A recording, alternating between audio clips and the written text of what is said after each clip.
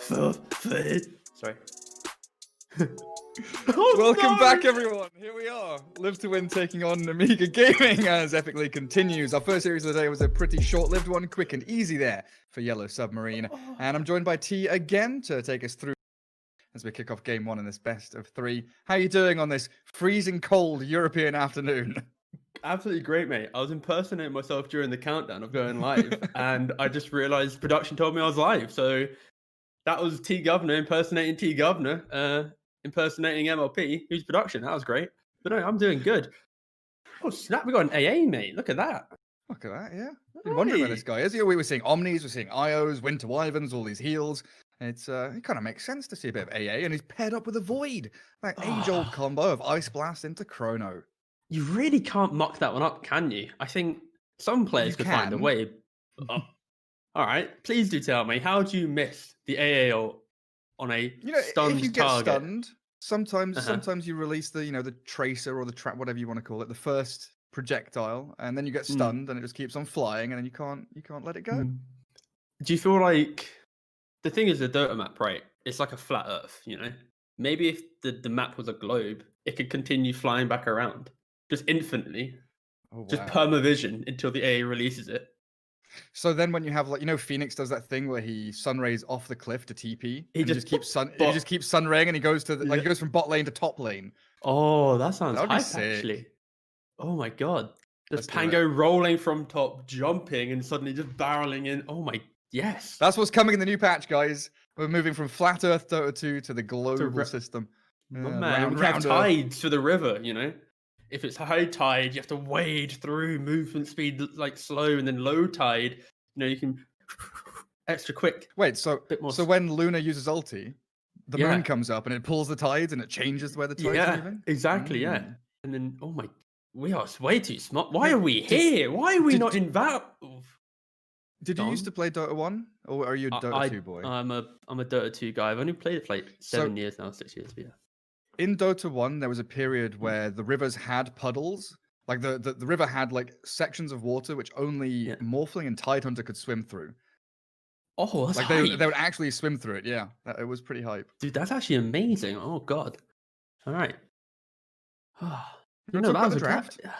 I was thinking the same. I just tabbed back into the draft, mate. I was looking at the heroes have been picked.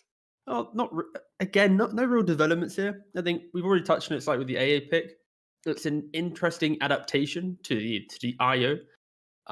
It's interesting how well it's going to play into IO Slaughter. I feel realistically, as a 5, you're not really going to do that much against these heroes. You have that extra move speed to disconnect from the cold feet. It will be annoying, the chilling touch, but naturally, when AA was good, it's because he was able to bruise down offlaners. And when he's being paired into an IO +1, I think you're going to completely remove AA as a hero because he doesn't have that chip potential. He doesn't really have kill threat. So it's good for the game, but I don't see it being a good solution for exiting laning phase. I'd love to see them have a position 4 that can at least rotate in and maybe apply some pressure, but double save from Nemiga. Wow. This is, It's the fact that AA is also like not laning with a Sven, right? He's with a Void, so you don't even have the like Cold Feet Stormhammer or anything like that. Void bashes magic damage though, right? So you're gonna have at least something there with you're Ice reaching. Vortex. Yeah, I know I am. I'm trying to find extra little bits. Dude, how big brain do you have to be? It's like I picked my Void, but I have no accelerant. But I do have Vortex. I don't have Solar Crest or Empower or Bloodlust, but we have the Vortex. I'd actually love to see what actually would be the numbers on that. Not enough. You can look it up. Like this group stage for Epic League. We're getting towards the end now. Nemiga are down at the bottom, and that is true. Yeah. Up against Live to Win, one of the better teams. They're in third place right now, 4-1. Nemiga 2-4. If Nemiga lose out here, it looks like they're pretty much done for. While Live to Win are really aiming for kind of top 2 spot at this point in time. So a must win for Nemiga, and it should be a solid series here for Live to Win. Yeah. I love it when we get to end of group stage and we've got these these series where it's kind of do or die, looking for top spot or bottom spot, trying to figure out what the differences. Survival. Hello. All right. We're going for snow theme. It is cold today. Yeah, but it's a little bit nippy. But yeah, I don't mind I don't mind it at all, mate. What's wrong with the tusk? That's pretty cool. I like it's Well, a nothing wrong with rotation, it. right? Just Yeah, when I mentioned the idea of rotating, it does play into that. I think Live to Win might fall victim to when they join the fight, they're kind of committed, and with double save, they're not really that explosive, right? Like if the Oracle's well positioned, you can mitigate the AA. You don't have enough instant damage right now, so it's great for laning phase pressure. But I'd like to see them get some more. Okay, some more jump. Sure, go for a storm. It allows you to what? locate the Oracle. Yeah, true. All the IO. Do you know what the interactions are between Ice Blast and False Promise? It's It your stops the dub. healing, right? Yes, it stops the healing, but you can still like survive through it. If you after, I think you're fine. Hmm. It's one of those things which is like I've not played against AA for so long that like it's kind of like I forget, you know. Yeah, I'm not even because gonna try and beat around the bush here. I think it's based on like if you do it beforehand, then the AA ult will still like persist and be annoying. But if you ult after, you then are able to like layer the heal, not the heals, but like remove the Fate's damage. Edict and yeah. Yeah. So that's my Yeah. assumption. But again, I've not played against AA in some time, so I should have just answered with I don't really know, mate. That's probably the safe answer. But it should offer you at least some protection against it. Very Oh yeah, likely for why the sure. Oracle It's comes out. the Yeah. whole thing about AAO. I think the easiest way to describe it is it's about buying time to survive through, the HP loss that you have. So if you Don't hit the AAO threshold. after, yeah, exactly, yeah. So you can like use your ult after, survive through. You can then use your W on Oracle. If my memory even serves me well enough to remember that spell name, my Fate's god. Edict. There we go, Fate Seeded. Like you can just buy time and then you're good to go. My concern though for Live to Win, they have really good like laning pressure simply because of AA plus Tusk if they play the same lane. But outside of that, they're kind of static in their damage and kind of non-existent. So yeah, it's a lot of pressure on this support Joe entering the game strongly. Pango there for Nemiga. Should be in what position 2 up against the Storm. It's going to give them a decent amount of team fight and the ability to get on top of the Void. But you're still going to struggle here. It feels like to get out of team fights once you're in. Trying to blow someone up. Yeah. A It's Storm the and a Void. Ankrad Classic. Ankrad is renowned in this Division 2 for his Pangolier. It's what got them, even just to get into Division 2. So yeah, it's exciting to see him get to play this hero again. And it boils down to the fact that Nemiga, their lanes are strong. If the Tusk doesn't rotate into the AA lane, the Ice Ladder will have a good time. The Pango in mid should be pretty good.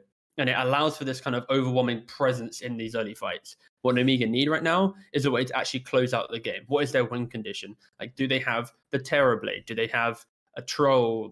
Like one of these bigger heroes that can win the game? Even like a Morphling, for example, like the unkillable hero. I don't see Live to Win with any damage right now. But we'll see. They got one pick on Live to Win. They're looking for their off lane. What's it gonna be? I guess it could still be Pos 3 Tusk. Yeah, like you mentioned the roaming potential of the Tusk, but we have seen him shift a little bit into the off lane. So they've got an option there to maybe shift back into Pos 4 if they want to. I don't know if Got you can plenty see of my time to think response to about that, it, though. but that was just Is a it just nah? gentle nah. It was a nah, yeah. That was a mate. If they pause free Tusk, I Eat something? You'll drink coffee instead of tea. Yeah, I was looking around my desk if there's something I could consume, but there's really not. I'll have some dark raspberry chocolate, which is more just me just treating myself, if anything, but not really a punishment at this point. Well, you can treat yourself if you're correct. If this is There we go. position What 4 if it's Tusk, have a bit of chocky, mate. what an easy treat? Oh, look at that! Oh wow, I'm gonna treat myself. Wait, well, hold up. Nah, Offlane it's just an silencer? offlane. Yeah, it's an offlane Yeah. silencer. The old A.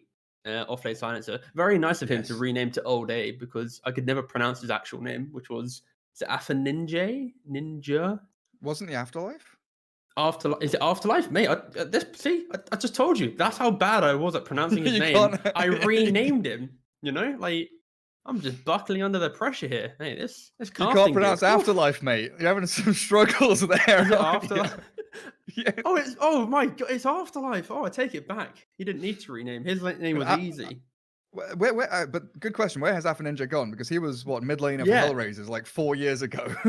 Yeah, that's exactly. That's my fear. All right, Alpha Ninja. Okay, I can now pronounce it. Go me. He's currently just kind of Teamless. MIA. Yeah, he's just kind of Yeah. like not really. Disappeared.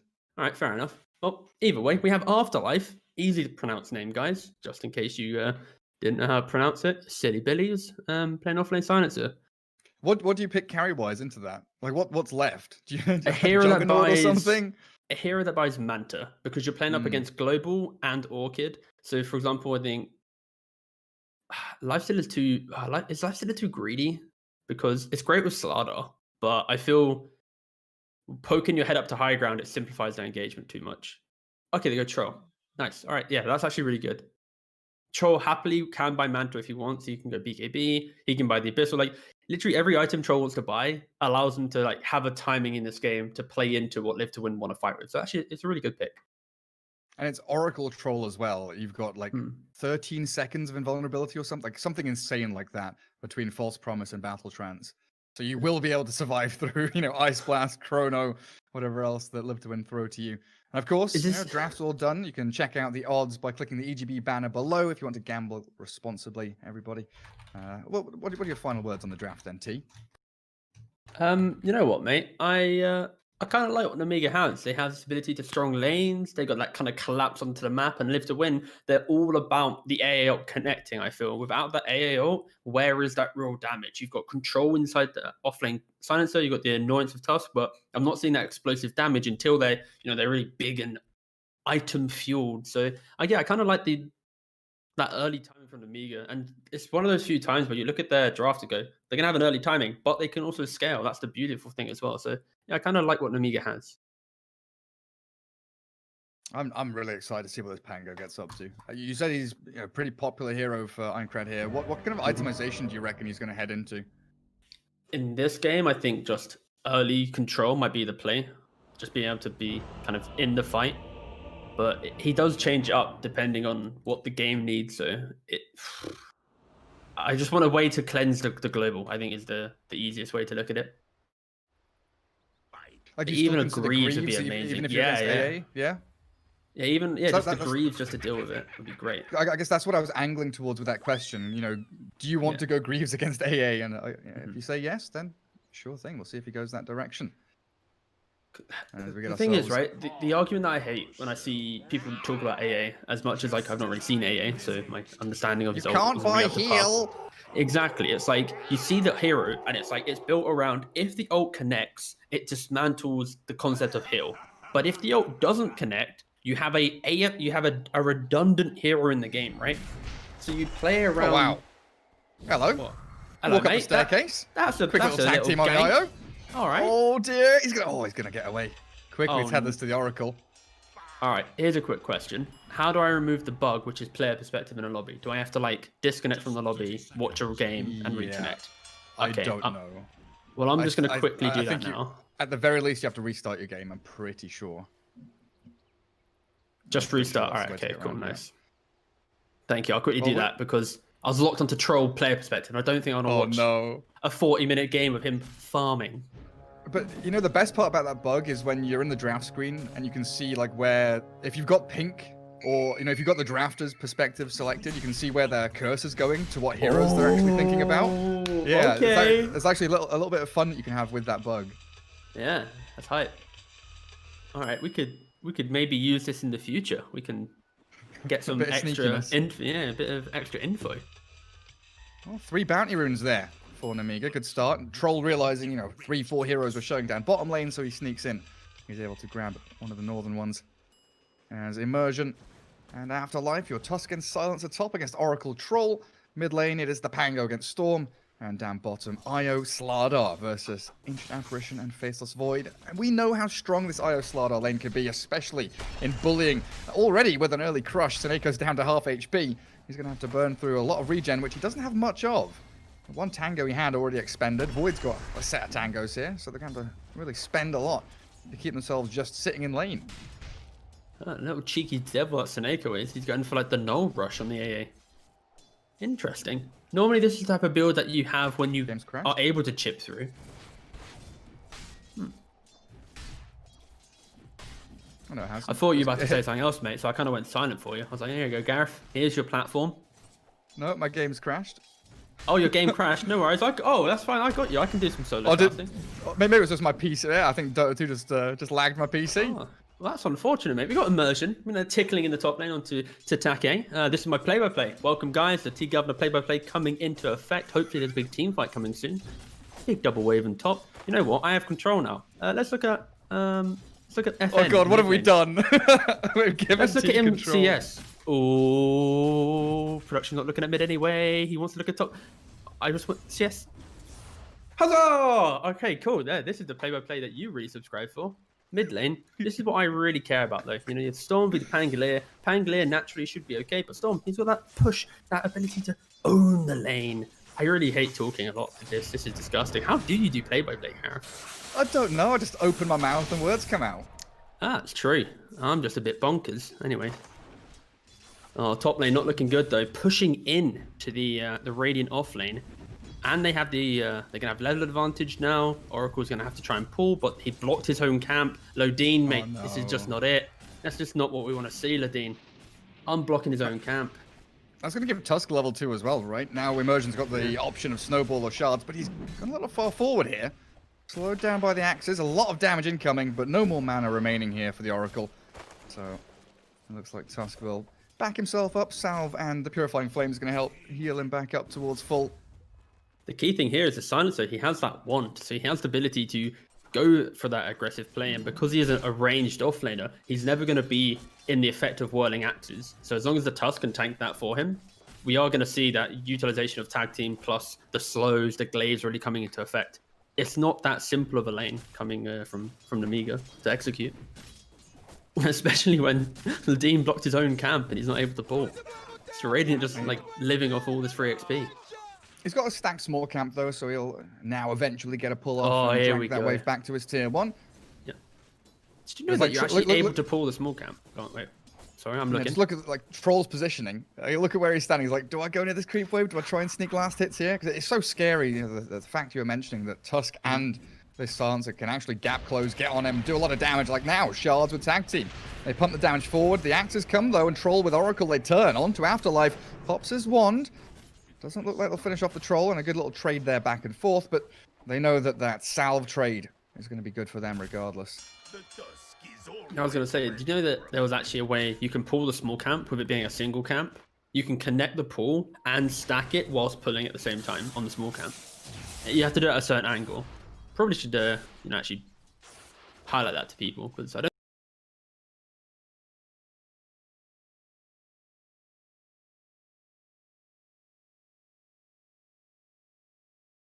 I've never seen anyone do it. Oh, he's fine. Well, so you do a full... Oh, is Silencer going to die here? Yeah, he's dead, mate. Down enough. He's dead. Oi! No fairy fire. Oh, one more hit. Troll, he's trying to get there. He's so far away. The final touch will get him first blood. And Troll secures it. Cheeky Immersion devil. couldn't do anything about it. Yeah, the good thing there, he was switching his axe as well to get that extra move speed to then get in range, then toggle back to range. Because, of course, you have more move speed when you're in melee form. But yeah, like I was saying, you are able to pull on certain creeps on the small camp. You're able to pull it up, connect the pull, and then it re-aggroes far enough away that it stacks itself and pulls at the same time. Based off of just a single pull, so... Oh, nice. Like a full lane wave of creeps that gets pulled in as well? Like, not just like a half pull or something? No, it's a full pull as well. Full pull stacks itself, but I just haven't really done enough of it to be able to kind of highlight it, I guess. But I have done it a couple of times. Oh, all right. Io picks him off. This Io Slardar lane, they're putting so much pressure on bottom. But this is what I meant during the draft, right? Like, AA as a hero, he's not really going to do much in this lane because he likes to chip and annoy. And against Io, you don't get that potential to, chip or annoy. Yeah, like but Dream is having a good time. He can time walk off a lot of that harassment. And he's got Morbid Mask now, so at least a little bit of self-sustain for the Faceless Void. Yeah, normally in the Void Slardar lane, the Void's actually under a lot more pressure. So because of the way that Seneko has played the lane, he has enabled his Void to have at least equal farm, which is the key thing. Oh, look, they're facing off against each other. The Bashes and the Cold Feet. But he's got an Io behind him. He's still got Fairy Fire here for Io. It looks like the chosen one with Tread's Bracer. Super tanky with a lot of attack speed and level 2 bash. You can't really stand your ground as Dream. Not at all. Mid lane, FN's gonna get popped. Immersion did TP to rotate and try and help him, but that's just a straight up 1v1 kill. Pango's still full HP. God, yeah. Look at him go. Level 3 shield crash, tasty stuff. Pretty Nemiga tasty. with a great start to the laning stage. 3-0, 1,000 net worth advantage over Live to Win. Soon to be half-time. Don't know what they're going to say in the dressing room. Radiant's middle tower is under attack. Jeez, imagine. That would be, Dota 2 yeah, is like imagine that. Just you get like a little timeout, and then like the coach scurrying into the booth, like, guys. I was watching on the big screen, and they have a ward here. All right, back, go. Who would you like to have a coach in your dressing room? Like, who do you think would be giving you that morale boost or the ability to, you know, shift the dynamic of a game at halftime? The thing is, though, I wouldn't want to have like maybe a Dota coach, but just someone who really knows how to like motivate players. I think you'd have to look away from the current Dota coach pool.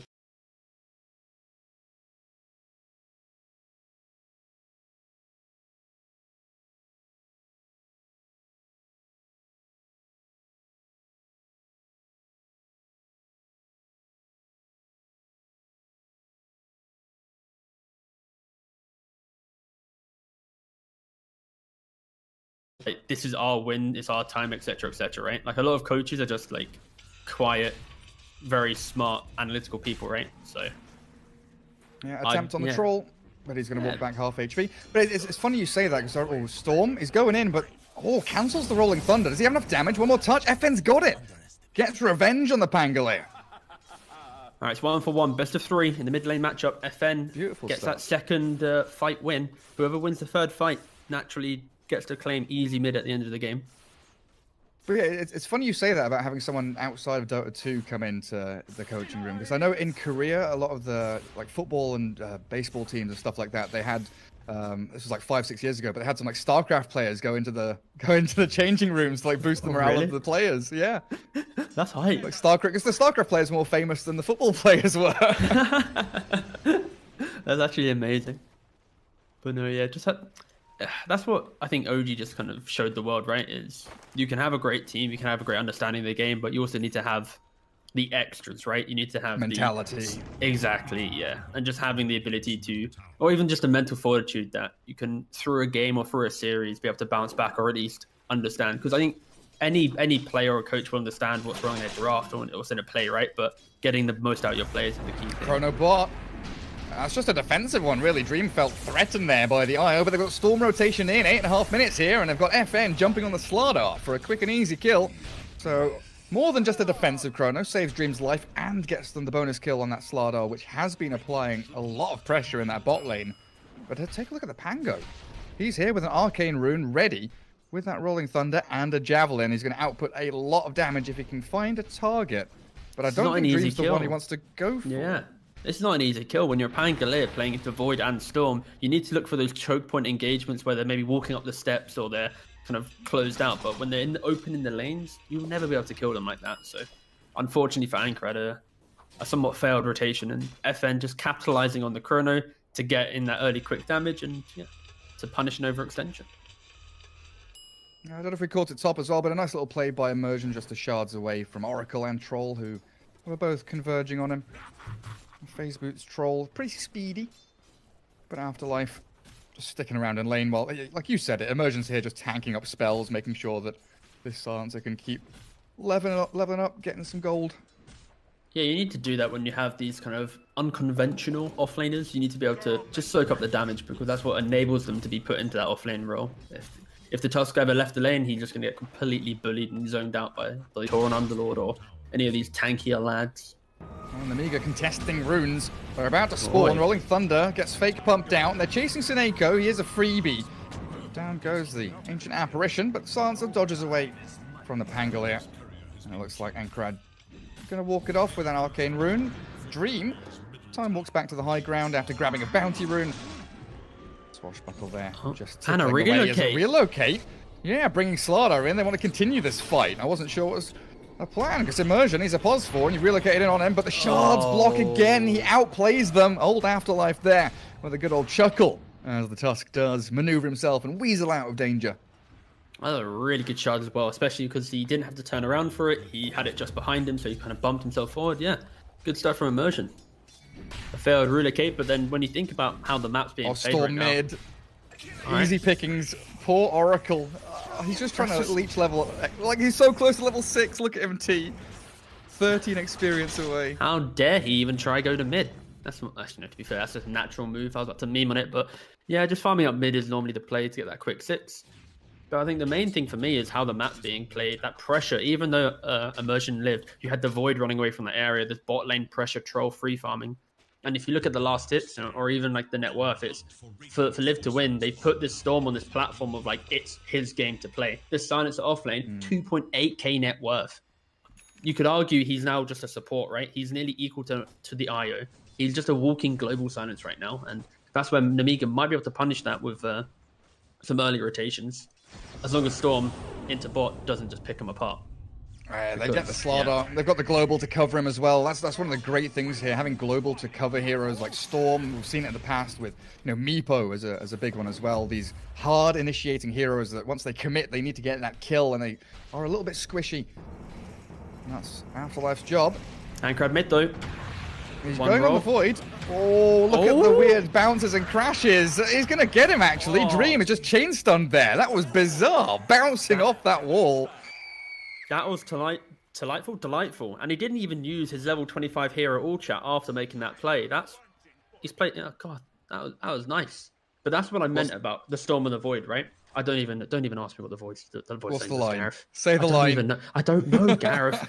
This is not the analysis I'm here for. Okay. Yes, if you want that analysis, you get and then insert X name to be edgy, but I didn't. Ha, got you.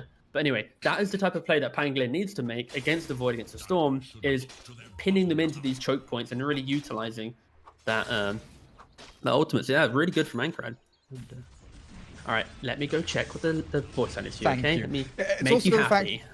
Thank you. Also, the fact that Pango saw the smoke, he knew that Seneko was smoked with someone to try and find a kill, so expecting the Faceless Void as they do get the Chrono, and now Seneko's 6, so they've got the burst damage. Revenge! There we go, Dream and Seneko, they do get revenge. It's beep. Immersion's here as well, just a bit of hello. That is the voice line, beep. Beep. Yep. Beep, I'm a Jeep. Mate, what car do you drive?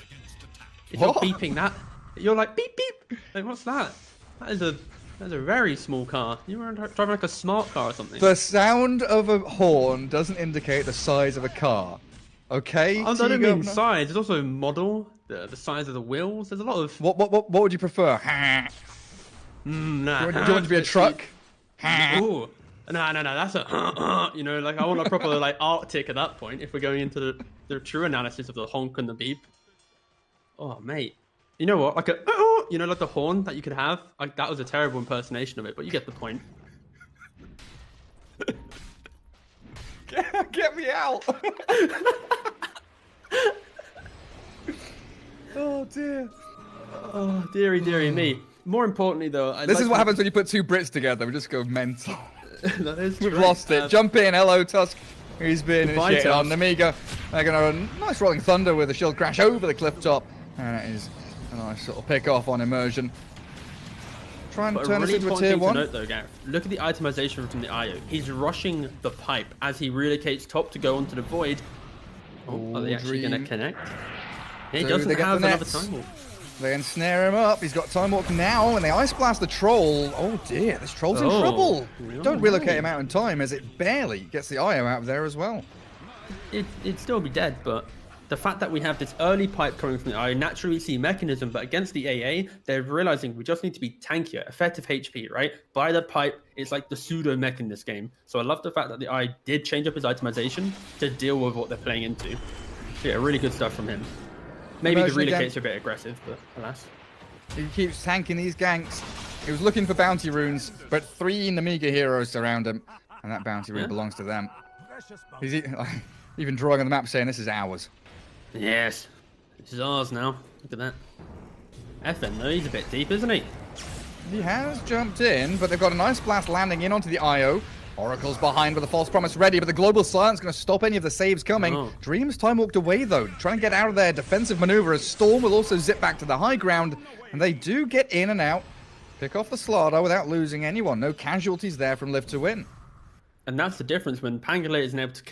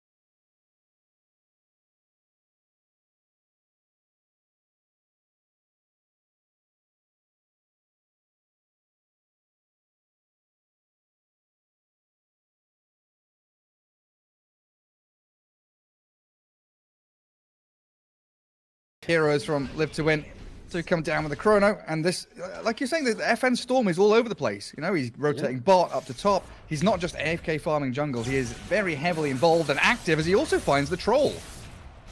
Don't think they can kill him off though. FN's thinking about it.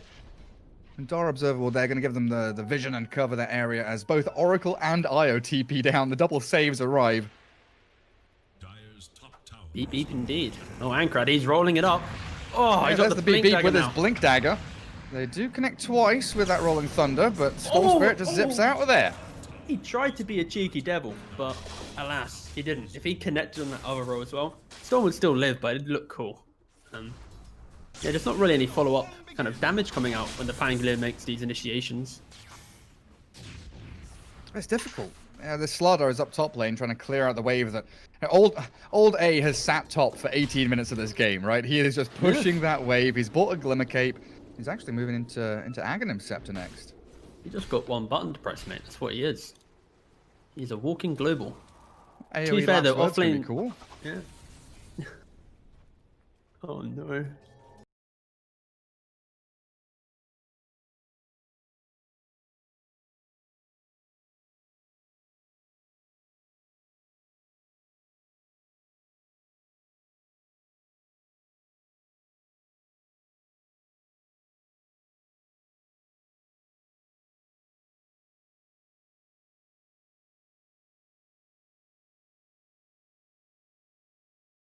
It's that kind of subculture, is Fiat 500 Twitter, yeah. Alright. Radiant's bottom tower. It's a pretty rough one. FN back into the Orchid next.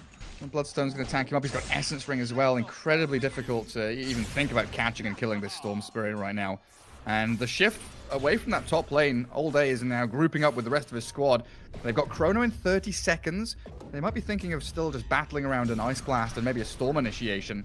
But they really want to safeguard this, this kind of bottom jungle area. Make sure that the Dire team don't get in here too easily. But Nemiga are able to spread out across the map quite nicely. They're very efficiently farming everywhere else. Yeah, because for them, they need to get to this point where they can fight into the global. Like, they need someone who's in the front line to be able to purge it off. So the Slardar needs a BKB, or the Troll needs one himself. Because right now, when that global comes into play, they have nothing. You look at the side of Live to Win, their resource management is so good because they're this AA soon to get the Solar Crest. They've obviously got the Glimmer on the Silencer. This Tusk has gone for double brace of treads. Like, he is the front line now. And they are just moving throughout the map and just finding pickoffs. And I love the way that Live to Win have itemized as a team, because now, because they have this medallion on the AA, they found a pickoff outside Roshan. They're able to take this fight. Yeah, this is just really good team play coming from Live to Win. And it's all built around the product of FN being such an active mid laner. He's 3k higher net worth than Pangolier, who arguably can make the same rotations. Yeah, dude, this is a godly game for Storm Spirit. It's huge. Or FN, to be clear. And the fact they had so many options there is actually Nemiga have smoked up looking to contest this. And Tusk, is he going to tank the gank again? It looks like it's going to be that way. Rolling Thunder not hitting Storm Spirit, and FN will dance out of there. Quick snowball back by Immersion, and he's dodged away from that. But the fact that Live to Win had so many options there, they're going for a smoke gank into the jungle. Either they find Nemiga as 5 and they've got Chrono Ice Blast, or they find a pick-off and go into Roshan, or they just go Roshan if they find nobody. That whole move was very nicely structured by them. Yeah, for sure. It's very fluid gaming from them right now. And for Nemiga, like, they have kind of the similar draft, which was they'd love to chain a pick-off or chain a fight, but they are scared to do it. And Oracle dying mid. Yep. It's all coming crumbling apart now. And Troll Warlord, what's he up to? He's got Yasha Basha working into BKB. He's bottom lane farming, but it doesn't feel like pre-BKB he's actually going to be able to accomplish anything. Yeah, not really, not at all. And this is the complication right now for Nemiga. Because they couldn't get the ball rolling and couldn't start chaining some of their own fights together, unlocking Roshan, they are now dependent on, okay, we should wait, because realistically, against the Silencer, how do you smoke with confidence? You can't, right? Unless you're perfectly locating the Silencer, you can't make these aggressive plays. And if you look at the vision, Dire, they have very defensive vision on the top side and the bot side of the map. And it doesn't allow them to make these like intricate smokes to locate Old A. Of course it helps if he just shows bottom, but Nemiga just aren't in a position to do that. The Void with Look chain at the stuns, global. but there's the global. And now Void, he has been bashed up, but he's got a turnaround potential here. Bashed again. Dreamtime walks it off, and they've killed off the Pango. Now the Chosen One's left isolated. The reactions there from Live to Win, spot on. As they come in under that safety net of the This is so global yet again. confusing. Oh, Sansa's going to die? Maybe. Oh, they've got the dust to he's reveal dead, him, yeah. even under the Glimmer Cape, yeah. But he's pressed his button already. Does he care that he's died there? Oh, he's giggling because, like, right there, I'm describing like how Silence is showing bot. That should be your fight, right? If you jump him, then you can win the fight. But instead, Nemiga, they decide to go to the other side of the map, playing away from the silencer, allowing the global, diving a tier 1. Like, I just feel He's like a reverse Spectre. yeah, like, yeah, not a fan of that play from Nemiga. It's the only one play they can make as a team right now is simply kill silencer, take fight after with numbers advantage. And that's like honestly the only way. If they have BKBs, then sure, run around, do what you want. But it's difficult for them to look for these fights as they showcase in that top lane. Now Void also about to get his own BKB. Oh god. Yeah, and Storm's not going to be too far away from it either. Bloodstone, Orchid Aegis, he's going to have that second life for another couple of minutes. So FN has a lot of freedom here. And they've got Solar. Yeah, that Solar you're mentioning just arrives now for Seneko. So even more damage amp and building up that Faceless Void to whack into people as they initiate in behind the tier 2 top, blowing up the Slardar, and the Pangolier is trying to make something of this. But again, it's Storm Aegis. I don't think he minds if he loses the first life. The backup plan for Live to Win is Chrono, which Dream has ready. They have the root. Can they chain stun the Storm? They've got the root, the catch onto FM, but he balls over. Shadow Amulet there, but the Chrono catches the relocate out. It looks like they've bailed away from it, but they've got the Pango left alone in the trees. Snowball through the Oracle, make sure he can't save him, but he gets the Force Chronos off. So Pango can stand and fight. Immersion TP's away, and Live to Win, no.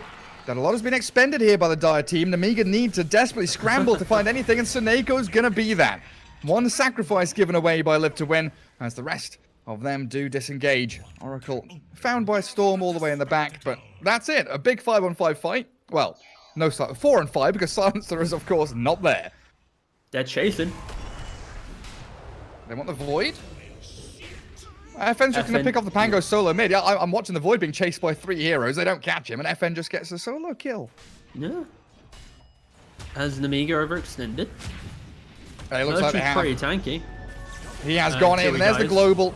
And the Storm just zips back in on top of them. The IO's going to get shredded. Dream whacks into this poor, poor troll. And the Chosen One, yet again, is left all alone. 4 heroes in a row. That's a full team wipe. Oracle died not too long ago. That is massive for Live to Win.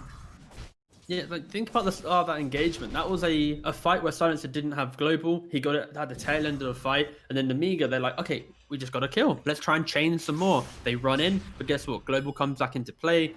They overextend, and then it's really hard to take these fights. I think Nemiga, they had a really good window to go aggressive, and they've kind of now missed that stride a lot. And this desire for these cheap fights, it is hurting their ability to scale correctly. Because if you look at Slardar, he's been on Blink and one component of BKB for like the last 7 minutes now, and Pangolier, he's had Blink Maelstrom for the same period of time. Like, we're not seeing Nemiga progress into this game. They had a very early desire for fight, and because of the lack of that, it's allowing Live to Win just a like 13k net worth lead now. It's quite worrisome.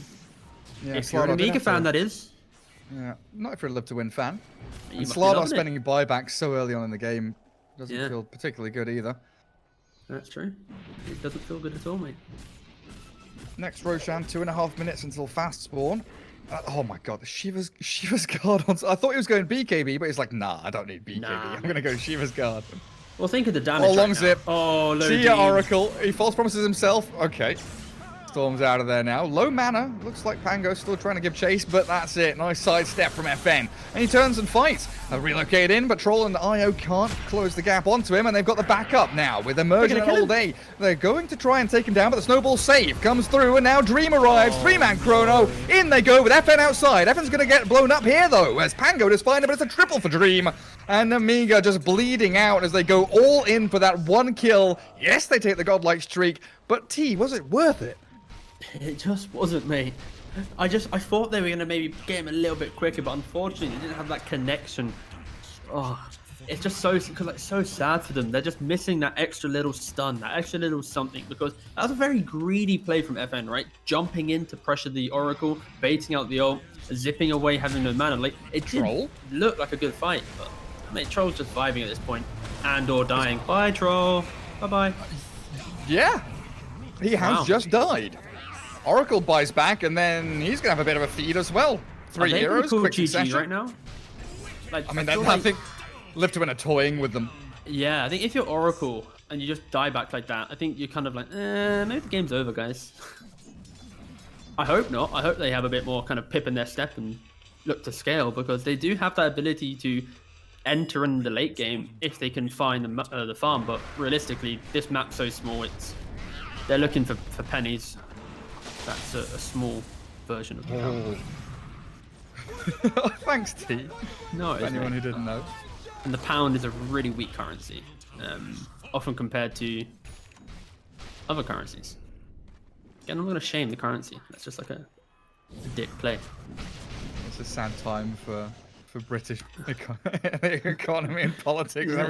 Please, let's move swiftly on, shall we? Yes. Seneko taking this top outpost with all the confidence in the world. He's got his Ghost Scepter, he's got his Solar Crest, and that's the key thing, right? What is the damage from Nemiga right now? It's all that physical damage, and they're itemizing beautifully. See ya! Bye! Io gets annihilated. And Troll's farming triangle. Well, where is Slardar going, actually? What's he up to? Is he going to go farm the other triangle? He's a bounty collector. He's like, look at this. That's a little bounty. Money. Plus 90. Yeah. Dollar bills. Pound notes.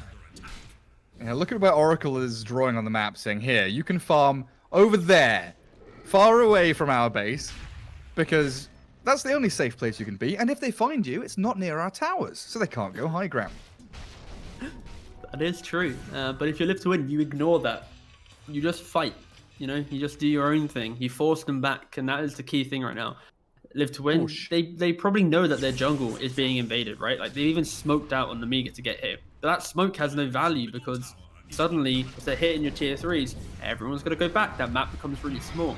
And I like what Lodine's trying to do here. He's setting up that aggressive vision to play around a split map where some can defend, some can be aggressive. But where is that innate tower defense right now on Nemiga's side? They have only Pangolier, who's going to happily chip. But when you're against a Storm, a Global, and a Chrono, you don't have that kind of get out of jail free pass. You're just going to die. And this is where the difficulty would come into play. If Live to Win want to commit here, that tower defender should die. Like, look at Anchor's items. How is he surviving a Global right now? Yeah, it has to come out of like Io tethering him or something like that, because they don't have, there's no Lotus Orb, there's nothing on these supports to get them away from that silence. It is a real rough one, and right now I think Io and Oracle are wishing their spells worked on towers. Why can't I false promise this tier 3 top? Because there's nothing else I can do in this game. Every spell should be able to MacGyver it into a tower somehow. Let me tether the tower, please. Imagine tether overcharged bloodlust. Yes. Empowered. Oh man. Oh damn. With glyph. Yep. You change the tower from being a ranged tower to melee, where like a little fella just kind of runs out the bottom of the tower and just becomes like the lone defender. You can empower that guy. Like in Diatide. It has the golem guy in front of it. Yeah, but it needs a clear animation, like, Dire Team has used melee defender, and like the door of the tower opens. They find the Slardar. Yeah, it's bound to happen, right? He got his Mithril Hammer, but he doesn't have buyback, and Roshan is now being taken.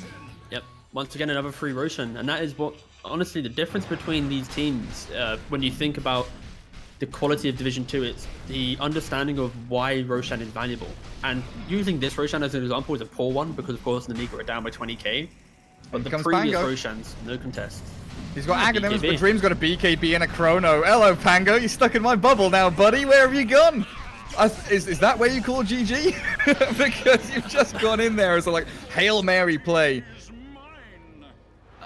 He doesn't have buyback. We're close. Yeah, he doesn't. It's a whole minute right now that Pango's going to have to sit on his door. It's a big zip from FN coming into bot. Holy shit! It catches the IO. I thought that was going to just blow him up straight away, but it just missed on the damage. They still find him anyway, and now Troll, he tried to TP out, but Immersion found him with the shards and the snowball. FN and Dream, they're both here, and they're just going to toy with him a little bit. IO boys back to relocate in. They've got the battle trance forward, and Immersion, he's rooted, and he's taken down by the Troll, but that is all they'll get from it. The IO bot back tried to relocate, and then obviously Afterlife just global, preventing the relocate to connect, and it was like, oh really? Yeah, nice buyback, IO. That's exactly what Afterlife's saying. As he kind of gets all happy about his performance so far. Dude, this offline silencer, the items actually just work so well, right? The attack speed from the Glimmer Cape, you have the Agsmo, suddenly your last word now AoE, the additional range as well. Like, I like how this team specifically likes to try and get this into a draft, and especially when the whole meta is about this early cheap fight, and we're seeing Omni rise to prominence. I would be excited to see Silencer in that 3 role also rise up a little bit more. Seems to have a lot of value. Yeah. Pango. A metric ton. Oh, Storm. What's he up to? He's going deep into the base. Has anyone ever made a bad joke about Pango and like taking away the word go and saying like Pang stop? Pang stop. Yeah. Pang back. Well, you did just now. You're the first and hopefully the last. No, but like maybe you could work it into the next team fight if that's okay. You know? You can take the next team fight, T. This one's yours. No, that's alright. That's big relocate. Play instant death, mate. That's not really. Why did you do this? I wasn't ready. I didn't like think about it. Well, FN's got a double kill. Thank you. And Dream, he's just facing off against the Troll Warlord. The Troll, saved by the False Promise and the Battle Trance, overlapping a little bit there, and they just take the Oracle out, so no more additional heals. And 4 heroes all around the Troll Warlord means he's dead and gone. GG's called. This has been a foregone conclusion for a long while. Thank you, Gareth. Thank you. Great play-by-play there. Next time, give me like a 2-fight warning, you know? When like the fight's breaking out, my mind is like analyst mind, you know? And you're like, now talk quickly. And I'm like, wait, Do the speed talk. And yes. So thank you for coming in and doing the play-by-play at the end of that. I think everyone watching was well aware that Nemiga probably wasn't able to win any fight, unfortunately, at that point in the game. But yeah, very confident from Live to Win. I liked MVP. After 3, maybe let's say who we think the MVP will be. So it'll be 3, 2, 1, then MVP. You know, 3, 2, 1, FN. Storm. Yep. We're so in sync. Basically the same person. Good job. Yeah, I think FN just played out of his mind. And it helped that the rest of Live to Win's draft kind of happily followed suit behind, you know, like the globals enabled the FN. The Tusk running in with his tankier build allowed the Storm to find these good zips. The damage from the AA on top of the Chrono, and then the Void obviously having just a good game. And the general itemization, the Glimmer on the Silencer, Solar Crest on the AA, it propped them up for such an earlier timing. And Nemiga, with a couple failed rotations of Ankrad, and then this IO Slider always getting picked off from the early Chrono plus AA blast, it dismantled their entire game. And fundamentally, they could never fight into global. And yeah, that was their biggest issue. So Live to Win just really put on a show here and cleanly taking game 1. Yeah, absolutely. I don't think there's much more to be said, T. That's beautifully said by yourself. So we'll take a break, guys, and move into game 2 of this best of 3. We'll find out if Live to Win can keep on that winning form, or if Nemiga can come back, tie things up, as it does look like down at the bottom of the group stage, things are rough for Nemiga right now. So we'll take a break and see you guys in a little bit. EGB, your esports betting world.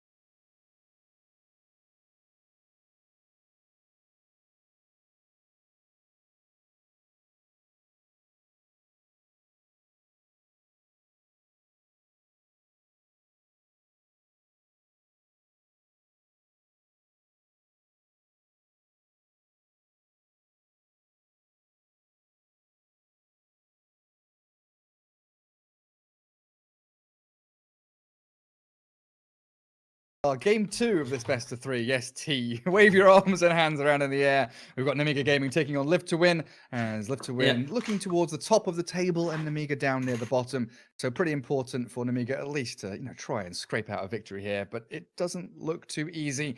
Nemiga pretty much stomped them in game 1, didn't they? What are you doing? I realized that there's potential branding opportunities with my cup.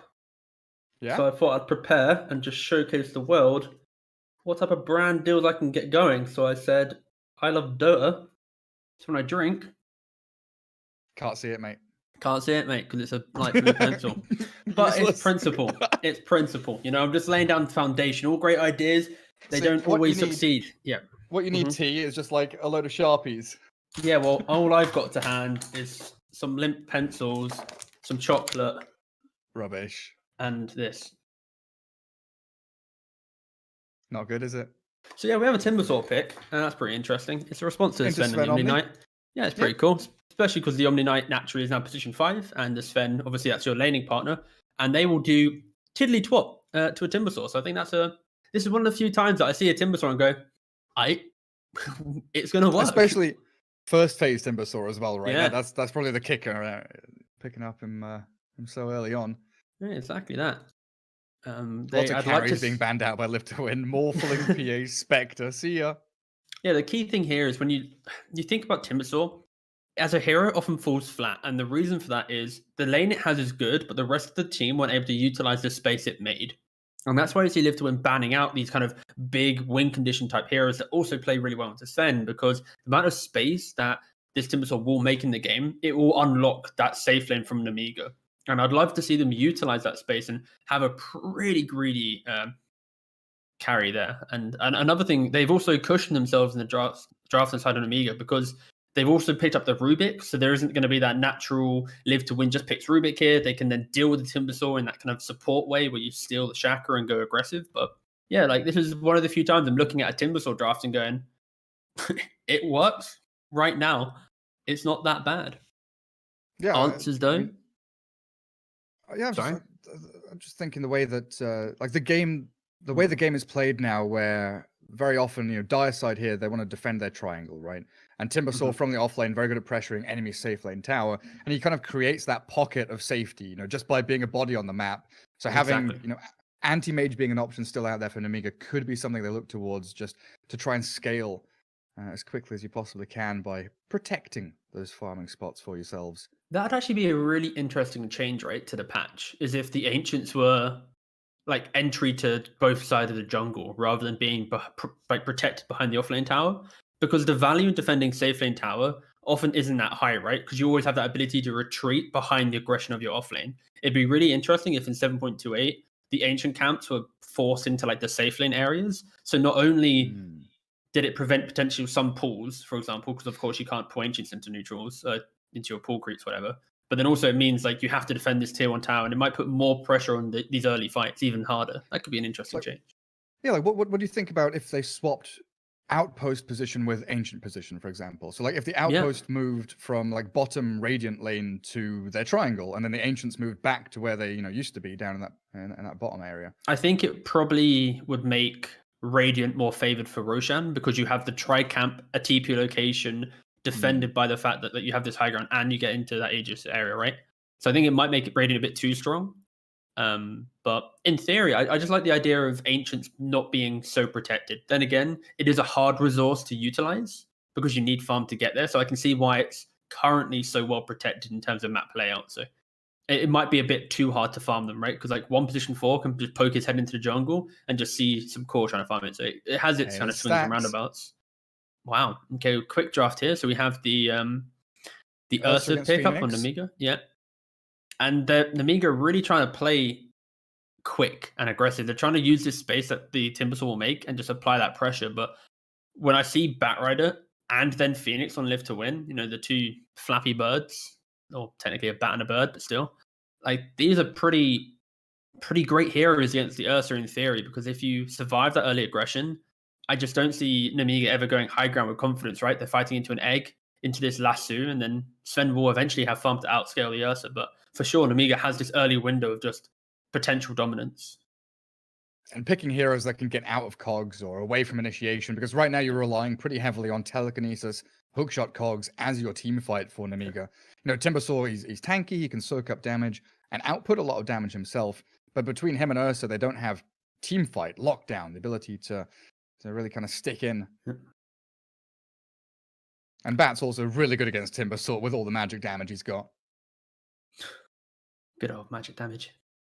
Good old We've magic seen some damage. lanes actually already where it'd be interesting to see if Live to Win want to try and change up their lanings, because Batter v Timber in a 1v1, that actually wins because you have that chase down potential, you have that flame break to stop that Timber Chain being a disconnect spell, and I can see Bat winning that, but the issue there is your tri lane of a Sven Phoenix Omni is just so bad, especially against Rubik Clock Ursa, right? Like, Live to Win are in a difficult position of getting through the laning phase, and they need to find that solution. In game one, it was FN and his rotations, and I feel like that could be the play as well. You just put the Batrider on mid, he has a quick game, gets a quick bot, and he's mirroring every aggressive move they make on the side lane with that TP in. You play him with the egg, you play with that single stun on Sven, and then you get to play a game from there. So that could also be a great answer to the aggression that Nemiga's showing. Because again, their aggression is hero-based, not structural.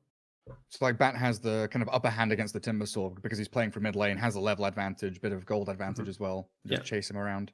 Also really good at kiting Ursa, something that he always struggles against. Being kited around by fiery spirits and Batrider sticky napalm. It'd be interesting to see where they put the Bat. Final ban's going to come out, and we're expecting Timber off lane, Ursa pos 1, mid lane hero remaining for Nemiga here, yeah? Yes, most likely, yeah, for sure. I think for Live to Win, they're currently discussing the idea of off-lane Bat to mid-Bat. I think realistically, knowing their roster actually, it will just be Afterlife playing the Batrider. That makes the most sense, especially into the Ursa lane, where you get to actually apply pressure and he doesn't have kill threat. You pair that with the Phoenix with the attack slow. It really unlocks this Batrider game. So thinking about it a bit more, I think they're going to be happy to sacrifice this Sven v Timber just because they know that technically the Bat Phoenix should have equally as a dominating performance as the Timber into Sven has. So Live to Win are accepting that they're going to lose one lane, but they're going to try and win the other. But they don't have 10 minutes down the line. Yeah, go on. Yeah, they're going to have the upper hand still. Yes, it depends on how the map's going there. I think as much as I like the Timber pick to start with, I like actual win conditions and a way to push through the map.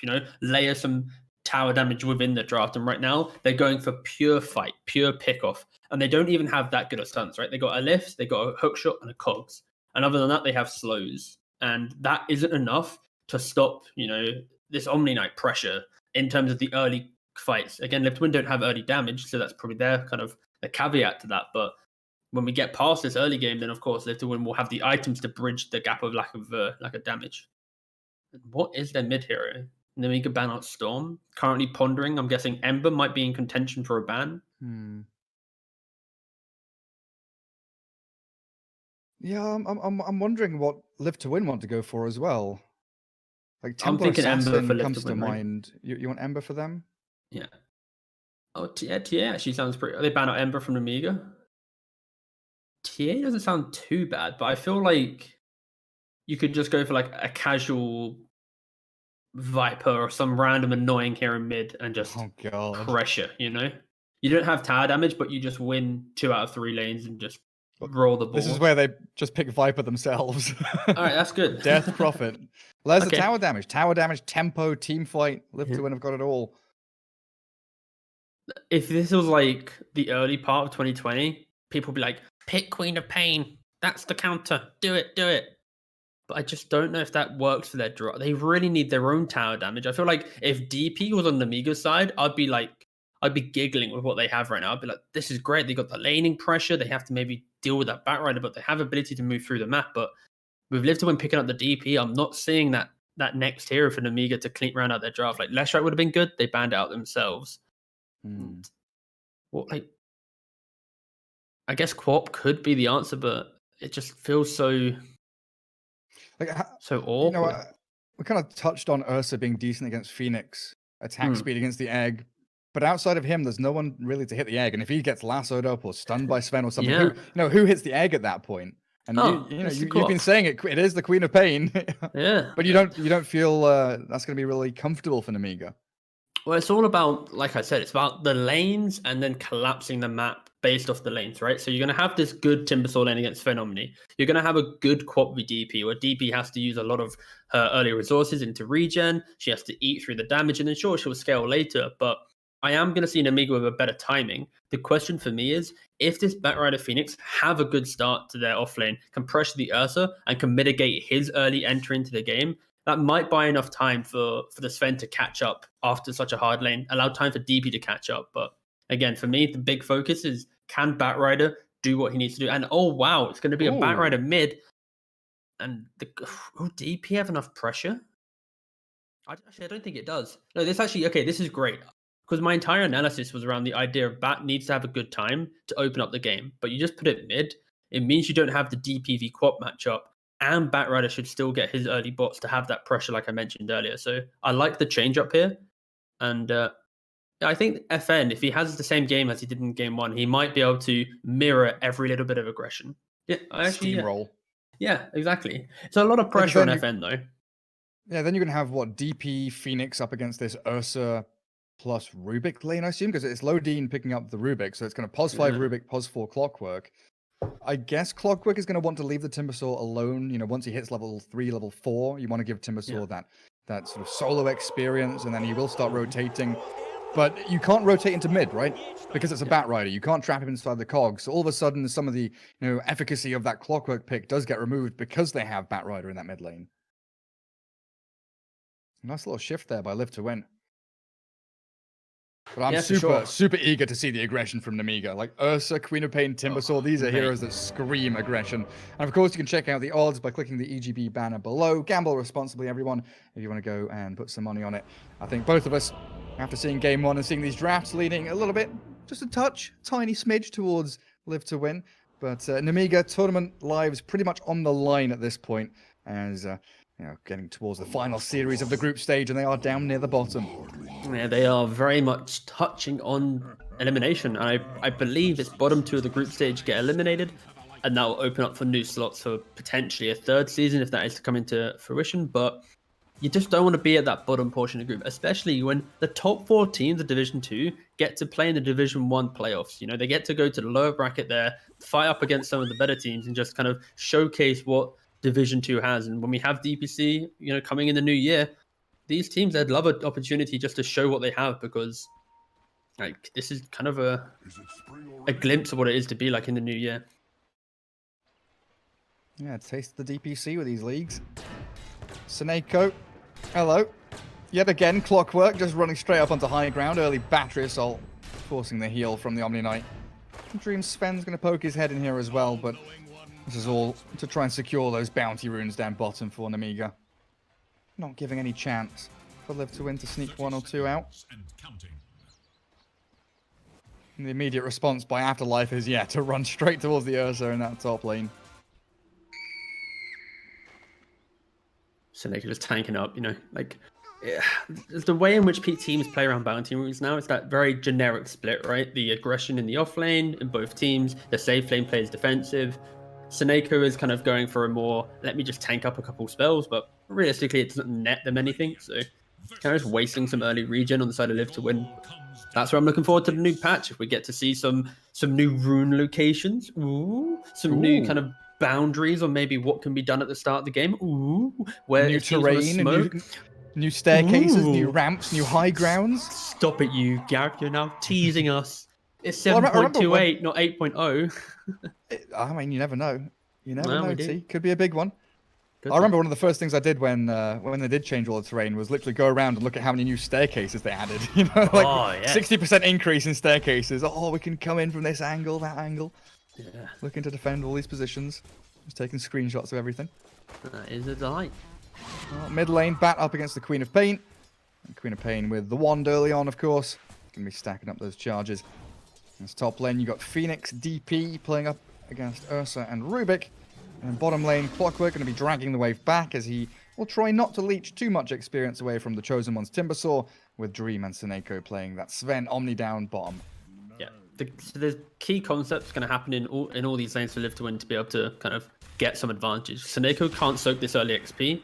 because Sven needs as much XP as possible to be able to push out the waves and retreat to the jungle when Timbersaw has his levels. We look towards mid, it's just going to be that natural trade of farm and the early rotations potentially with Rune and the bots. And in top lane, it's you have that Siphon on the DP, the Fire Spirits. So Ursa should never really be able to go completely aggressive because you have regen built in and attack slow on this Radiant offlane. And these are the key concepts for Live to Win to be able to kind of get through the laning stage when they are technically at a disadvantage. That's why they put the clockwork up here now. Nice little wrap around from the trees there, and old A got Fury Swipes on him. Battery Assault's clipping him. He gets one more spell off before falling. And they needed that extra hero there just to boost their efforts in that top lane for the Ursa and the Rubik. Quick asterisk, that's based on a 2-1-2. Of course, if Nemiga cheat and bring 3 heroes to top lane, then of course DP will die. Immersion has hit level 2 now though. He's got the dive ready. That's Clockwork just getting right up in their faces, zoning 2 heroes away from the creep wave, so it gives a nice bit of breathing room there to the Ursa warrior. Yeah, this is where the Timbersaw naturally kind of activates a lineup because you have this potential of having a tri-lane, you're mid-rotating, and we are going to see the Clock want to play top because realistically, into a Batrider mid, does Clock get any rotation potential there? Not at all. It's a Clockwork. He doesn't have hard stuns, so... Yep, this will just be a brute force running from Nemiga. XP starved, but should be able to find kills when the creep wave is pushed in. Yeah, it does leave the Chosen One alone bottom. Level 2 reactive armor. He's taking a lot of damage though. 2 stick charges on the Sven, so Stormhammer's ready again. They're going to go for it. A couple of hits here, he's going to take him down. Timbersaw, oh, he's healing up. How many hits do you need to get to the middle of the Timbersaw? One more from the Sven, he is dead. Crikey. Yeah, if he was level 4, 5, he is dead, mate, for sure. Yeah, if he was level 4 with Timber Chain, wouldn't be dying there, but unfortunately goes a little bit too aggressive, and it's like the key window to kill Timbersaw. The main windows in which you can kill this hero, level 1, level 3, and then after that, you don't really kill him. Good luck. At 4, yeah, exactly. Level 4, he has 1-1-2. He can Timber Chain away. He has 2-point reactive. Level 5, 3-point reactive. Unkillable if you don't have like magic damage. So yeah, just Live to Win, identifying the weakness of Timbersaw and able to punish it. Yeah, exploiting it. But it's more about kind of delaying the kind of the ticking time bomb, right? Which is we can't lane. As you see here, whirling death after whirling death. So it's like, oh god, this kill doesn't actually feel that good. Yeah, look at him. I've got a magic stick, but it's not enough. Morbid Mask and a heal from Omni. And Chosen One actually taking some tower hits there. It seems pretty healthy just to keep pumping that damage forward. That's a misclick. Heavenly Grace on the range creep. Oopsie daisy. That is one tanky range creep. That's exactly what I was going to say. Oh, I can't even get the deny. Oh, look at that. There he does. Oh, he's on the tower and still taking damage. This is just not that good, though, from the Timbersaw. He's used so many resources to try and pressure, and you have this kind of constant chip heal as Ankra does find a kill in mid lane. And look at the resources on this Timbersaw. He doesn't have the ability to really pressure. Good stuff, Ankra. Keep it up. Nice little spray as well. But yeah, like level 3 Shadow Strike. Yeah. Batrider not expecting that. Not at all, mate. Top lane. Onto the DP they go. One of the heroes that can't get out of cogs easily, but a nice little breakaway there as Phoenix and DP focus down. One of those cogs to try and retreat. Fairy Fire and the dive.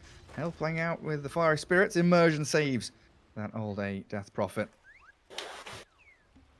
Oh, Omni Knight. Nice little sneak. Does he get it? Oh no, the Queen of Pain blinks and takes the bounty rune. But she's blinked forward now. Omni Knight. Yeah, go on. Go on. Battle this Queen of Pain.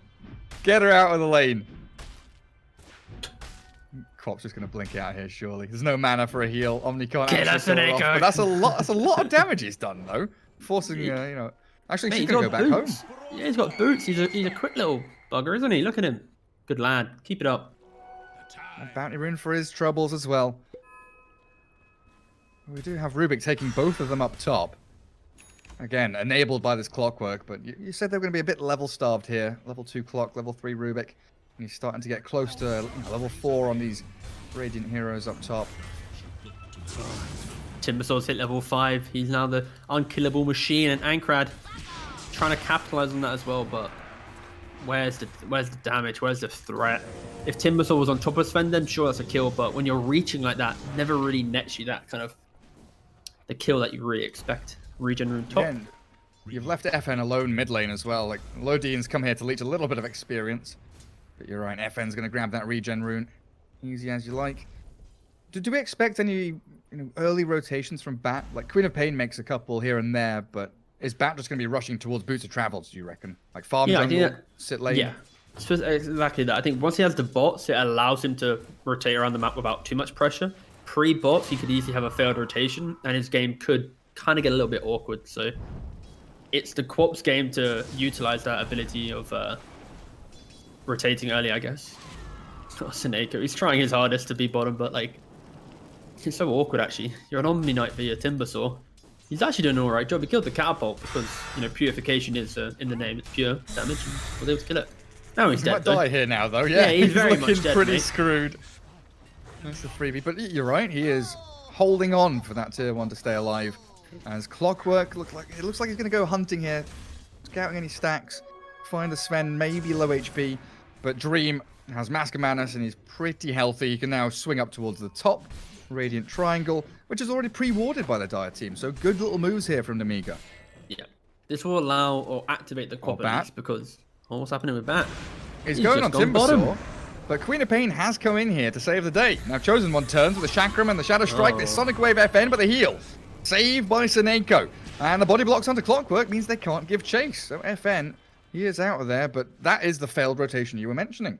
Yeah, Seneko just whispering to FN, you do that again, kid. You're kicked. You're back to being the stand-in for CS teams. Don't make that aggression, please. Because it was ballsy, But, like, realistically, he doesn't have that much damage to kill the Timbersaw. If Timbersaw was deep in between tier 1, tier 2, that's a good rotation. But when you're reaching towards the Dire towers, it just allows Quop the free TP for aggression. So, good that Seneko was in play to kind of save FN. Because this game, it's so critical that Bat farms jungle, finds pickoffs, and just continues scaling. If at any point he starts chain dying to a Quop or to a Timber or to anyone, it can easily become a snowball where Nemiga just can own the map. They might go on immersion here. Oh, Lodine wanted that telekinesis, but only level 1. Pretty difficult to catch him. Throwing some eggs on the ground. Clockwork lurking, looking for the backstab. And they've got eyes on Sven, that ward yet again, just keeping tabs on Dream while he farms through the jungle. They do jump aggressively on him. And that ward sees him. Sunray there. Not going to be enough, is it? 3 heroes all surrounding Dream. Maybe he can deny himself now. There's no neutrals or anything. He's just the trees? Tapped by the Shadow Strike. Yeah, denied to trees. Ursa even comes in for a bit of XP.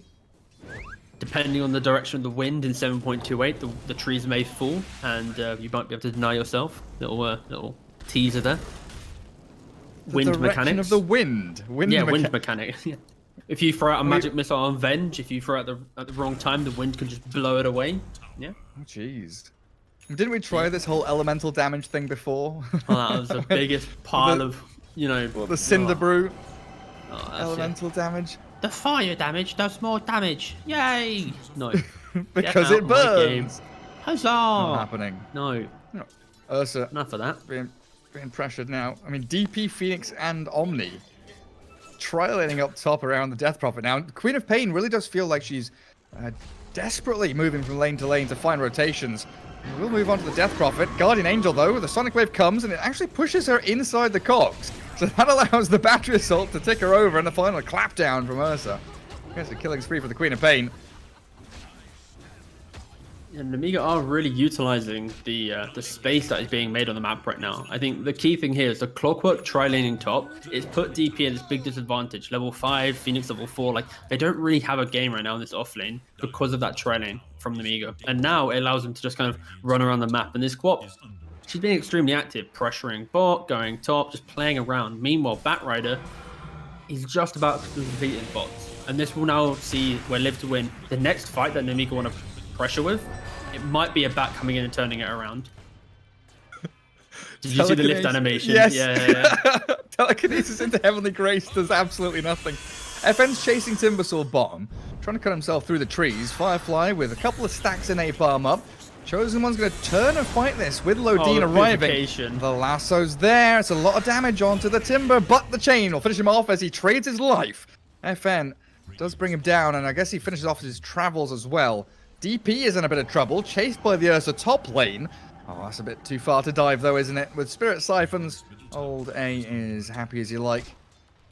All right, Gareth. I kind of want you to say a spot above her then, but I just didn't really Spot lean above- into your. I have said it before. I've used it, and I just didn't like it. Yeah. You wait. What? Why? What was Isn't wrong a with spot it? a bother? Yeah. It just doesn't feel right. But like, okay, talk to me. Why doesn't it feel right, Gareth? It's just a bit posh, isn't it? I get your fam. Two middle-class white boys Yeah, hanging out. bro. Yeah. Got my trackies on in it. Batrider's got a coming freebie. through, rolling Oh, up jeez. with his mandems, trying to Got get my onto Burberry, this old got my Burberry baseball cap, mate. Top lane, Death Yard. Prophet yet again. Oh, healed up.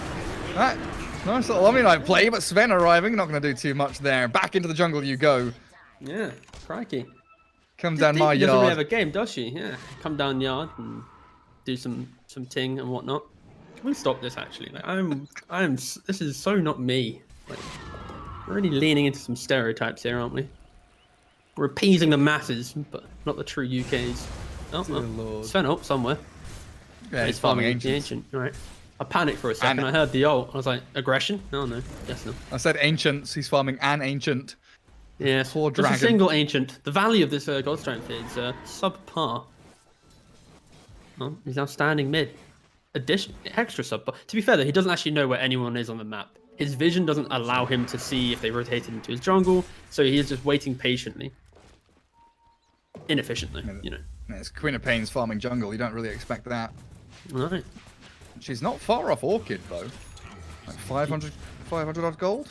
He's had a very active game, and also it's very surprising that Sven is still top net worth. We have to give credit to the fact he has found his farm. Seneka has enabled him within the laning phase, and this is what Live to Win will look to thrive on. Oh, attempted flame break to try and get him over the cogs, and a soaping over there from the Phoenix. So they're going to click it down. Finished off. Oh. As Batrider, Guardian Angel is going to try and give him a bit of life here, but they've got enough magic damage to burst through him. Okay, they get the Rubik, but Live to Win going to get hunted by the Ursa Warrior. Timbersaw into the trees they go. Sven's come in. He wants to battle. Stormhammer quickly forward onto the Timbersaw, and they look to clean him up. But the Chosen One's tanky. Makes his way out and saved by the hook shot. Beautiful in there from the Clockwork. Now you've got Queen of Pain and Ursa frontlining, dealing with the Sven and this Omni Knight. Okay, Heavenly Grace, and now he's died. Poor Seneko gives a double kill over to the Ursa, and this early turn of aggression allows Nemiga just to keep pumping damage forward. The Sven's gone back in. They're diving forward. Phoenix with a Sunray. Ursa being burnt alive into a crisp. Oh, he finishes him off. And they've got the Clockwork as well, or do they? Trying to TP home, but the final touch of damage is there, as the Queen of Pain does bring down that Phoenix now, but she's out of mana. How far away from Blink is it? Too far. That's the answer. Down you go into the grave, and some quick reactions back as they respawn and continue that fight. Oh, blimey, that fight lasted so long, they're able to reset and go again. The start of it, very questionable from Live to Win. You have the egg automatically dying, the DP not really having much of a fight, and obviously the Batrider exploding, but the way in which they were to prolong that fight, and mainly because of this Omni Knight, right? He's always existing, he's hitting 2-3-man purifications, doing quite a lot of work, and eventually they respawn, they go again, and that's when Nemiga, they're very good at skirmishing, but I feel like if they commit and they don't have the resources to continue fighting after, i.e. Timbersaw without HP, Corp without mana, they are obviously just gonna fall to Live to Win. And I love how confident the Sven was in that entire engagement. He was always poking his head in, keeping himself in the engagement long enough that Nemiga felt like they could maybe kill him, or at least could go for that extra little something, which allowed Live to Win to respawn and come back in. So awkward start, but confidence during the middle part of that fight to allow Live to Win to capitalize on their over-aggression. Yeah, he knew he had the backing of Seneko every step of the way. I probably should have just said that. Yeah, I just said it in like 3 sentences. You said it in about 4 words. So thanks, Gareth. Very you add context. You know, delivering true, context is definitely very important here as an analyst. Thank you. I just sometimes I've got your back every step of the way as well. Don't you worry. Oh, my man. I'm the proverbial Omni Knight to your Sven. Oh. We need some Valentine's cards now for next year. Sven and Omni Knight. We put my face on the hero, your face on the hero.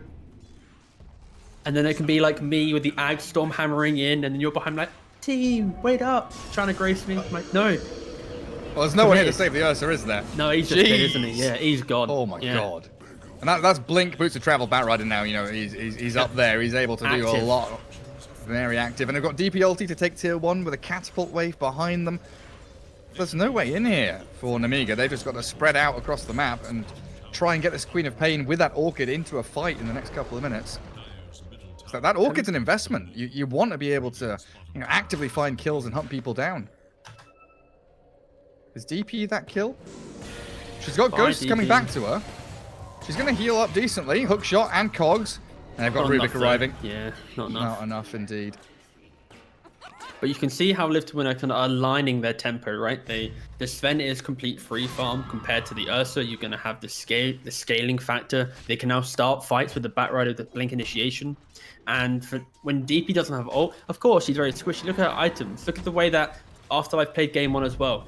Buys the Glimmer Cape exists, right? It wasn't as if it was a big stand-up performance, but just done enough to tank the spells. And when you look at what Nemiga has in their lineup, that is the key thing, right? If you tank the Orchid from the Quap, if you tank the kind of the initial right click from the Ursa or the hook shot from the clock, it suddenly allows your Phoenix to get into the fight, your Omni to position better, or your Sven just to start running wild. So I can respect how the DP is playing and is tanking. Like, these deaths, they look bad, but realistically, like, you can have another 5 deaths. If you buy a Glimmer Cape on this offlane DP, you're still going to have the exact same impact with just levels alone. Yeah, just as long as you get to that level 2 ulti, you're fine. Blink Lasso, catching Rubik. That's an easy pick off there. Yeah. Down in that river and dragged back to the Radiant side. Bit of room though, you know, Ursa Warrior got his Battle Fury, he's farming through jungle, so a bit of acceleration for him to try and catch up to the Sven.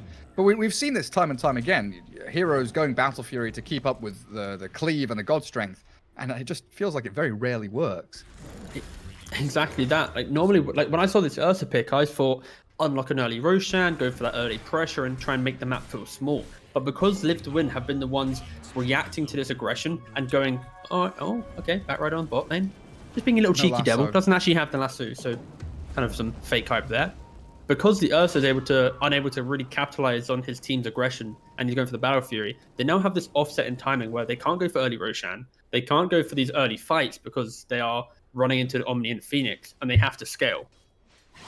This is where Live to Win will be able to thrive in this moment because their items and what they're investing in leads straight away into fight impact compared to Nemiga where Corp has the Orchid but can't really fight. Ursa has a Battle Fury but needs to farm. So the net worth disparity, even though it's close, to me it feels like a 4 or 5k lead to Live to Win because again, Nemiga is missing quite a lot of these kind of activating items. And that all, you know, kind of pivots into the point here of how do they contest Roshan at this point. They're smoking and they're moving in there. But Live to Win have taken him down to half HP. Ursa's Charisma. Swinging into action. They're going to have to try everything, pull something out of their sleeve because Sven is a big boy. They've got to jump from the Batrider finding the Ursa and he's just been hammered down. A decent Sonic Wave, but goodness gracious me. Immediate buyback from the Ursa Warrior now. The hook shot comes through onto the back, but the Guardian Angel now arrives. The Queen of Pain blinks over the top, but the Supernova perfectly positioned on top of the Clockwork. He's trying to focus it down, but Sven says, nah, mate, you're done for. And Ursa's buyback, what will come of it? Doesn't seem like much right now. The Queen of Pain's out of mana yet again. Trying to sprint away from these hunting heroes. Live to Win. Yule's up on the Sven. Maybe now they'll focus down Dream with a good whirling death and a chakram there. Dream is going to get brought down. The Ursa's taking him out. They've got Shadow Strike there from the Queen of Pain. And Dream tries to turn and fight, but the Chosen One, he's been burnt out by that urn. The Spirit Vessel, in fact, from Immersion. And now Ursa with a dieback. Oh, he's gone too far in. Old A's got more. Now he's yes, he is. Spirit Vessel, Spirit Siphon, all the spirits flying into the back of the teddy bear's head. And he is now dead. Good rhyme. Something like crime. That's normally what happens after you do a rhyming kind of pattern thing, right? Yeah, so overall, Live to Win. Just explosive, right? Great positioning from the Batrider, holding that high ground, instantly locking down that Ursa pre-rage, allows the Sven to kind of poke his head out the fight, and because he has that Ags, instantly connects and blows up the Ursa. We saw the buyback, and later on a dieback. This is Nemiga now kind of falling victim to their lack of early aggression, and Live to Win now really playing some good fights. Nice. Yeah. Really nice. I mean, hookshot whiffing there as it was Nemiga again trying to make a mark on that area of the map, but Clockwork just pushed back with Flame Break, and now Sven's respawned. He's got God Strength, Mask of Madness. Into the Roche Pit we go. Round 2. And no Ursa to help out. We've also lost a lot of the momentum from this Timbersaw. Yule's going into Lotus Orb. He just doesn't seem to be like the Spirit Vessel and Phoenix. He has been dealt with. It is the classic Timbersaw game. We saw the early pressure. He was securing that early tower, allowed the Quap to make some good rotations. But it's then but what's next? I mentioned this in the draft. When I look towards a good Timber lineup, it's the early farm has to instantly lead to a strong 20-minute timing where you have like the TB with a Manta or a BKB or something, you know? The Sven with the BKB Axe. That's a strong timing Echo Saber. But when you have this Ursa buying Battle Fury, your timings are all offset now. The time in which Timber was strong, your carry is... They got the bat. Just... Or maybe. Seneco's there. Sunray. Wait, there we go. Saves. Look at that Oh, save, Rubik. mate. What are you up to, mate? He's gone deep for this. He wants it, but he's not having it. Queen of Pain jumps, but the Supernova comes. And Batrider's going to think about turning this. He's got Blink Lasso again. He grabs the Queen of Pain, drags her back towards the egg. Comes crashing down. Oh, the Blink back. That Essence Ring's actually saved her for a bit. BKB as well to get away from delivered. her. Oh. Oh, my God, the timing. Oh, there's a lot of damage coming through from Spirit Vessel and Spirits and all that stuff from that Phoenix. Queen of Pain going to be thanking her lucky stars she survived that. That is the most valuable courier that I've seen in a long time. Like, I also hate the fact that there's 10 couriers in the game. Bit boring, but this one, MVP for Nemiga so far. How many couriers do you want? Like, the issue is, like, technically you can't have less than 10. Because if you have one, you have the whole griefing issue, right? And if you have two, then, like, how do you kind of differentiate what a courier is? Do you have a second bind for a second courier? Do you have one for cores, one for ports? Do you have it for lane-based usage? I don't know. 10 couriers is just the answer, but it's a bit boring, you know, having this kind of fleet of flying donkeys at your whim. We have one courier for your secret shop and one courier for your base. Petra, though, he's dead. He can be a courier for his team if he wants. Roleplay that. Gets to walk back out of base with some items. Micro the courier. Well, Queen of Pain, her BKB's down for another 3 seconds. Sven, with God's Strength, was definitely tempted by the idea of jumping with the Aghanim Stormhammer. But this map is going to start getting real small. Wards out from Live to Win. Top lane in the lane. We've got a couple through that dire side. As I don't believe they saw this smoke, but they see the general area that Nemiga would be coming from. Ursa and Rubik. Where are they going to? What are they looking for? They're doing another classic low-dean play, which is the game's getting hard. I want to smoke up and get aggressive wards so we can start farming their jungle when they want to invade our jungle. And this type of playstyle, it works okay, but fundamentally you just give up so much of the map, right? And my biggest fear is simply this Phoenix is now level 14, well on his way to 18, like he's having a great time. Who are your egg hitters, like we mentioned in the draft? Like DP, she has the Glimmer, soon to be Solar Crest. The Sven soon have BKB. Live to Win with another great team timing of just everyone enabling each other. The Omni Knight even has a 4-staff, so if he gets hookshotted, boom, cheeky little force away, turns back around, and now he's back in the fight. Oh, look, the Sven gave him an ancient creep to farm. Oh, that's so nice. Lets him buy some wards. His courier's dead, though, so we can't bring them. What a terrible Sven, then. How dare he give gold away to an Omni that can't even spend it? What is this? Tragic. Disgusting. Look at FN. He is hungry. Sorry, I thought we were doing the word association game. Okay. Oh, he is alive. Yeah, he is. Oh, wow. Going so straight cold. high ground. Oh, low dean, low instant lift. They've got the lasso from range, though. Batrider drags him back into the Sven. Whack down, smack down. There you go. Dead. With buyback, though, but high ground still being pressured as All Day has released the ghosts. Onto this tier 3. Queen of Pain silenced. She's still got BKB up her sleeve. She's going to have to pop it now, and she blinks aggressively. Sonic Wave back, and FN, he's down. Great pick up there, and a hook shot catching Phoenix. They're trying to focus down Immersion as she's silenced up on that Phoenix. Can't get a Supernova off. Finally launches it. Dream. It's pumping out a lot of damage, but can't stick on target. Struggling with the kiting problems, but does manage to find the Stormhammer. Super long range onto the Quap, and the cleave through kills off the clock.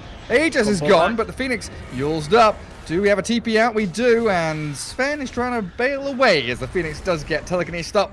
Stunned and TP cancelled with a silence from the Orchid. They're catching Dream. The chase is on. Nemiga, they've brought back Queen of Pain and Rubik, and they are desperate to find anything. Stormhammer, does he have damage to do it? Doesn't look like it. Dream, he's got no way out. GG tree placed, and a Timbersaw will shred him. He was actually alive if he committed with the TP. That's the sad thing. He just wasn't aware that the Yours was not up for the Timbersaw. There was no TP cancel. Oh no. So unfortunate for Dream, and that's the overextension, I guess, that you want to see from Live to Win if you want Nemiga to get back into this game. And fundamentally, to give you the short answer why, Seneko, by tier 3, instantly blows up, doesn't get to use any of his enabling spells, dies, fights hard, and that's it, right? Nemiga had to use a buyback, but it's the product of Seneco's over-aggression in that engagement. Yeah, a pretty decent swing there, like 4,000 net worth swing or so, going back towards Nemiga's side.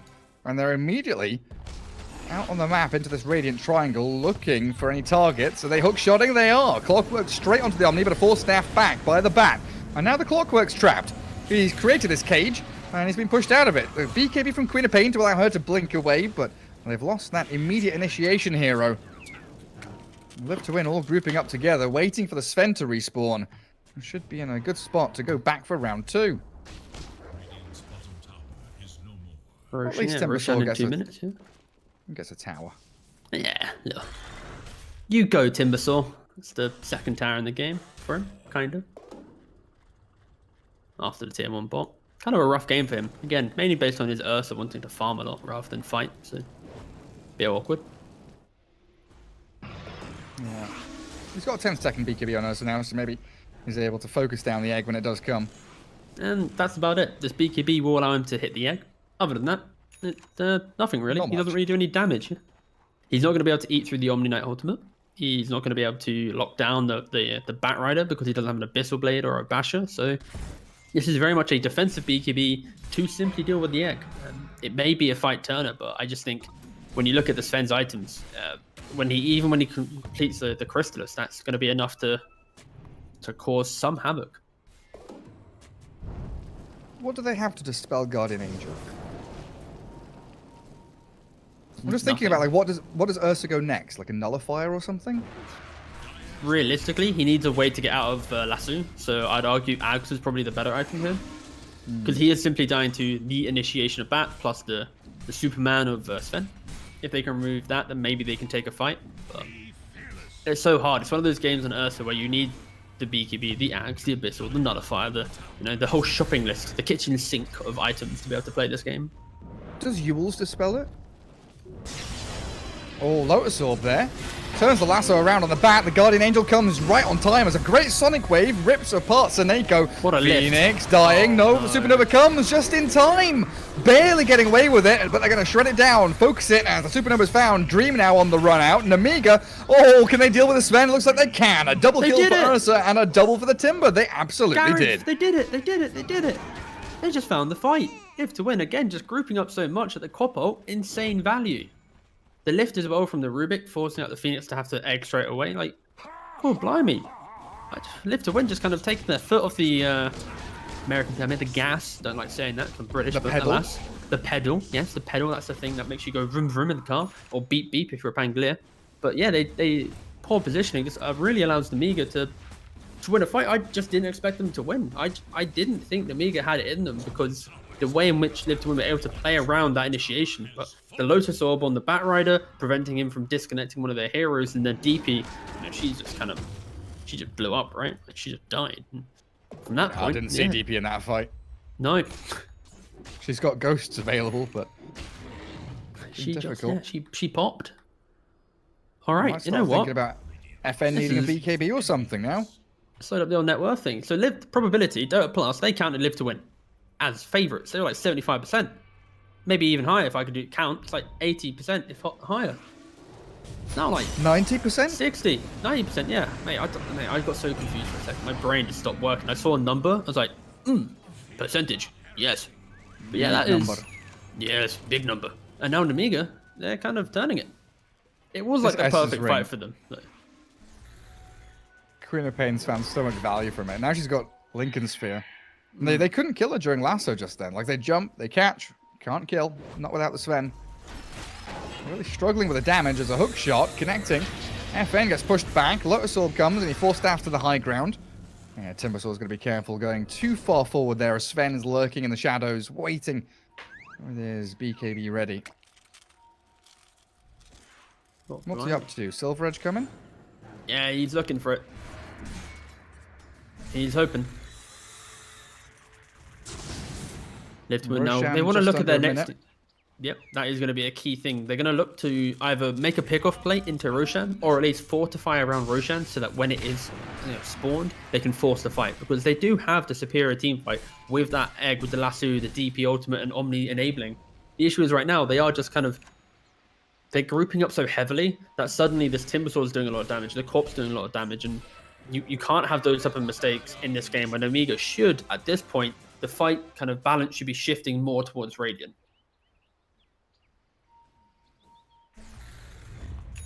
There's the smoke. Now, if Live to Win get that immediate jump, if they pick off a target here, we have spent a lot of Nemiga buybacks in the past 5-6 minutes. I mean, Rubik doesn't have one clock. Queen of Pain not for a minute and a half.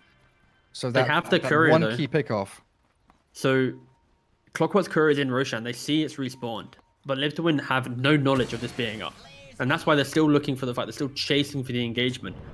And Live to Win, they're going to hold up the Dire high ground, whilst Dire now have a very firm position of the Radiant jungle. Queen of Pain blinked. Lincoln's. Oh, the BKB. Lincoln's as well. Queen of Pain just stands the ground, fights. Throws a Sonic Wave there. Supernova comes. They're focusing it down, though. Guardian Angel is going to help the rest of them, but not the Supernova, as that Ursa just destroys it. Sven still struggling to stick on the Clockwork. Now he has everything dispelled off him. That Yule Scepter is going to ruin his day. Sven's gone. That Timbersaw just ruined him. Now the Omni Knight is behind enemy lines and pretty deep, and Nemiga, here in game 2, they are fighting back. Yeah, just the way in which Live to Win take that fight there, it's a product of FN's initiation. The fight before, he was behind the tier 2 mid, the Lotus Orb, and this time it was the Lincoln's reveal on the back right, on the Quap, sorry. The bat jumps in, they can't get that engagement, and where's that egg protection? They just don't have a way to save the egg. Like, traditionally, when you have no egg protect, you have to look towards like the high ground, low ground type egg situations, and we're not seeing that. It's just simply plonk the egg down, the Ursa instantly beelines its foot towards the egg, and unfortunately these engagements for Live to Win are just getting a little bit sloppier. They're kind of hastily running in. They didn't have that kind of correct kind of vision required to jump the correct heroes, and Nemiga with the really good confidence to keep themselves in the game. And honestly, I think the way in which the Timber and the Quap are enabling each other, the Lotus and the Lincolns, this is what's keeping Nemiga in such a strong position. Like, these small plays, really good from Nemiga, honestly. Yeah, and I'm still going to stick by this Essence Ring on Queen of Pain. Has saved her life so many times. She's incredibly tanky. Even has a cheese now as a backup plan. Yeah. Like, you look at her item build, BKB Lincoln's 1 still has brown boots. Didn't even upgrade the boots into anything. Why do you need to upgrade it when you've got such a great neutral item? Now high ground to hold for Live to Win. Yeah. We weren't expecting this. If Nemiga start winning this series and then can win the next one, they might have the chance of playing Nigma in the lower bracket of Division 1. The Nemiga v Nigma. It's a showcase between the A and the B team. Because they're clearly owned by the same people, right? Yeah, of course they are. Of course they are. I'm just going to say yes to anything you say. Wow. I love you, Gareth. Yes. Do you love me? Yes. Thank you. You had a great opportunity there to just ruin my career, but no, do you think I'd want to do that to you? No, I wouldn't. I just want to keep it wholesome. Yes. A bit of a shove bot lane. Sven's out of there. TP's home. Batrider still sticks around. No, he doesn't. He also gets back into his base. Man, it's an 11k lead now. That has really spiraled out of control. It's only been a couple of minutes, like the past 4 minutes or so. It's gone from dead even back. Well, not back, but down to an 11k deficit now for Live to Win as they do go out for another smoke. Trying to force a fight, and they blink lasso the Timbersaw. Telekinesis yet again, though. The Rubik catches, and the Sonic Wave onto 4. Beautiful hook shot, catching the bat as well as this Phoenix in the backlines. Guardian Angel comes. Omni trying to save everyone's lives as the big old Stormhammer takes out the Clockwork, but the rest of the cores and Nemiga still have them up and running. And that's the Ursa focusing down Dream. Obliterated the egg in the back lines. Not doing a whole lot here. It's barely zoning them out. The Queen of Pain is dying. That's her gone. Didn't even manage to get a heal off there as the Essence Ring and the Cheese already gone. And Lodine found by the Ghost. It's all down to old Afterlife now. They're just getting this kited. DP's winning. They're kiting around the Ursa. Suneko, he's dead, sure, but they're forced to buy back from Rubik, and now it's a 3 versus 3. But there's no Supernova, there's no Ghost anymore. The ultis are all down for Live to Win. So it might be high ground time for Nemiga. Or are they just going to go back to farm? Are they scared of going high ground still? I think they were going to have to show a little bit of respect towards what Live to Win have in the tank, but that was a demonstration of how Nemiga can lose these fights when they are 11, 12k ahead. That kind of instant jump, they are playing on the high ground into low ground. You can't simply get into the low ground area. And it allowed Live to Win to disconnect that fight far enough that Nemiga were kind of taking several mini engagements. And sure, the Sven died instantly, but that DP poking and prodding, and I guess fundamentally the Quap just dying instantly was the key changer. And it's scary because your Sven, he's kind of falling off, right? He doesn't really have much impact. And it's now, can you protect the egg? This fight as well, the egg survived the entire time. It stunned the Ursa. That was just enough to get that Aegis kill as well. So, oof. Live to Win have to be so disciplined in these fights. And I think the key thing is just simply vision. They need to have a control of an area to be able to win a fight, because it's so easy for Nemiga to overwhelm an engagement now with the Abyssal on Ursa, the BKB, the Ags as well. Like, this guy, he's not mucking around anymore. He's finally got to the point where he can get to play a game of Dota. Yeah, accomplish something in this game. Yeah. It's still a 10k lead for them, and he is working for that nullifier now. But that's Aegis and Cheese gone. Oh, telekinesis into hookshot, finds the bat. FN, he's being surrounded. Swallowed up by the Ursa with a DD rune. Dead for 80 seconds, but he does have buyback, so not all doom and gloom for Live to Win now. But you've got this. Does Sven have anything on his career? Oh no, he's just... He's so poor. He is just really, really poor. Look at Ursa. Silver Edge Such a running man. away. So manly, look at him. He's alone. Ursa is alone here. There is no one to help this Ursa, but look at how afraid Live to Win are. They're expecting everyone to be behind him. Yeah. Run away from the scary bear. He's a scary bear. It's unbearable. Don't go into the woods today. It's a big old surprise. It is this Ursa. Well, Sven and Omni get to push a wave top, and then TP home. Just a wave. Oh, they're not TPing. A single wave. Oh. A little spooky. No one's coming for them, though. Well, they have the vision to support this cheeky farm, but realistically, if they push any deeper, that's when the TPs come back into play, and they do just get picked off. What a difficult game it's become for Live to Win. Oh my lord! Oh my god! Go Power Rangers! Here we come! Sonic Wave there, trying to chase the Sven. What's he gonna do? BKB TP? Can he get that off? He's being saved up by Seneko, and looks like Omni Knight, yeah, just gonna give himself as the sacrifice. And Sven still inside that invis, but they found him with a touch of the AoE from Queen of Pain, but now he's gone. BKB TP home. Scream of Pain. You can see the projectile like following him. They knew kind of where he was. So basically, with that play there, they didn't factor in if Scream hits, the fear will make them run back to base, therefore running down. They started running up. So if they had the correct understanding of what the Scream was going to do, but they didn't factor in the level 25 talent.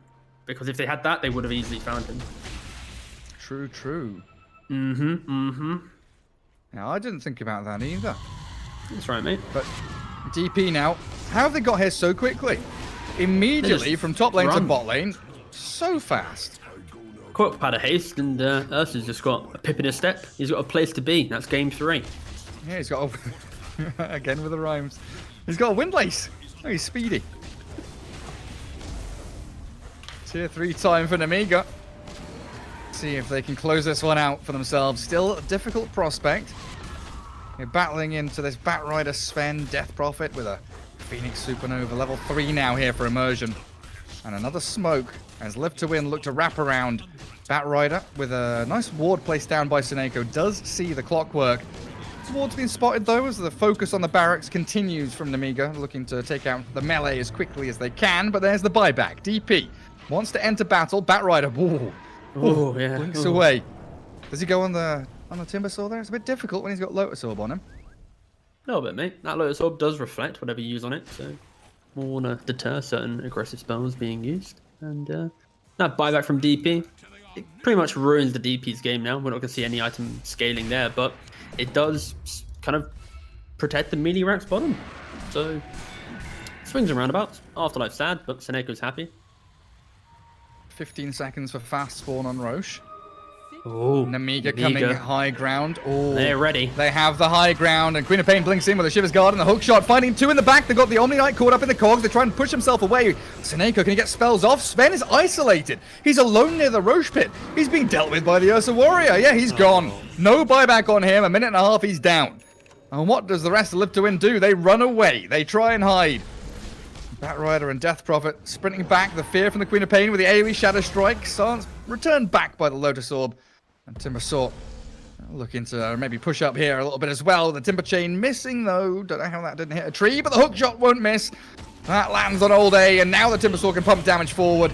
Ursa kills off Seneko elsewhere on the map as this fight has split 3 or 4 ways, and the dive onto tier 4s being accomplished by Nemiga pretty nicely.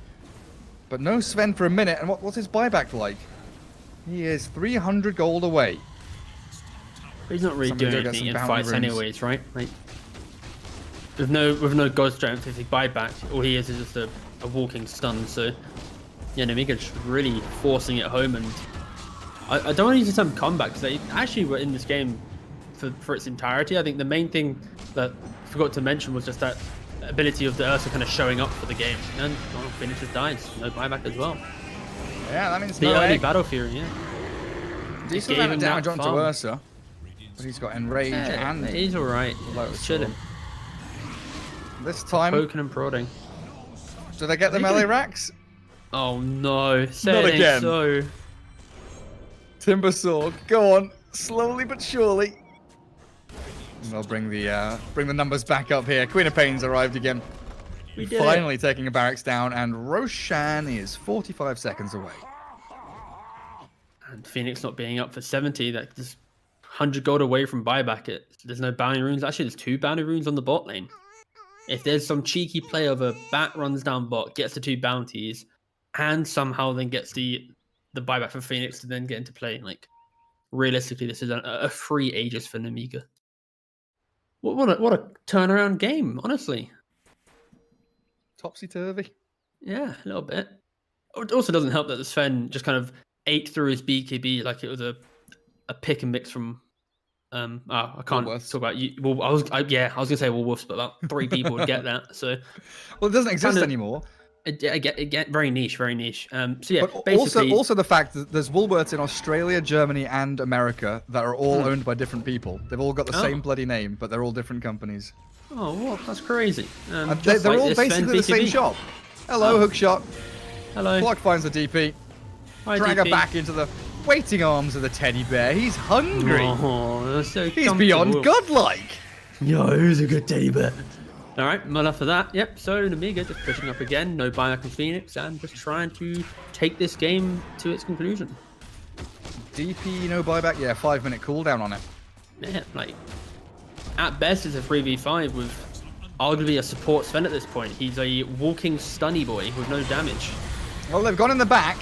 They're trying to find the opening. Lodine's falling, but he's so tanky. He's got Warcry. He's battling through it all. Sven gets 1 kill, but that's him done. Buyback's available now for the Sven, but yeah, GG's called. They're going to go game 3. Oh, fair play, Nemiga. You know, I think everyone's going to have to tip their hat to the team. I think most people. Dropping items. A bit bold, but all right. So yeah, Nemiga just, I think, at the point where we saw Battlefield and Ursa, the concern was the Sven would be able to scale too quickly. He had an early BKB Ags, and he was utilizing it to great effect. It then got to the mid-tier 2 fight, and then that bottom high ground area fight. Not high ground, sorry, but around the bounty rune area, which Live to Win. They couldn't protect the Phoenix. And at that point, the fight just felt super underwhelming. And also, don't forget the tier 3 engagement from Live to Win at bottom side, where Seneko just plowed his face into the tier 3, instantly died without using GA. And that's kind of the fight where you want to see them break apart Nemiga. Like, take away that rack, suddenly you have map advantage because you have that one lane pushing in. And I feel like there's a couple big team fights that Live to Win got a little bit too aggressive in.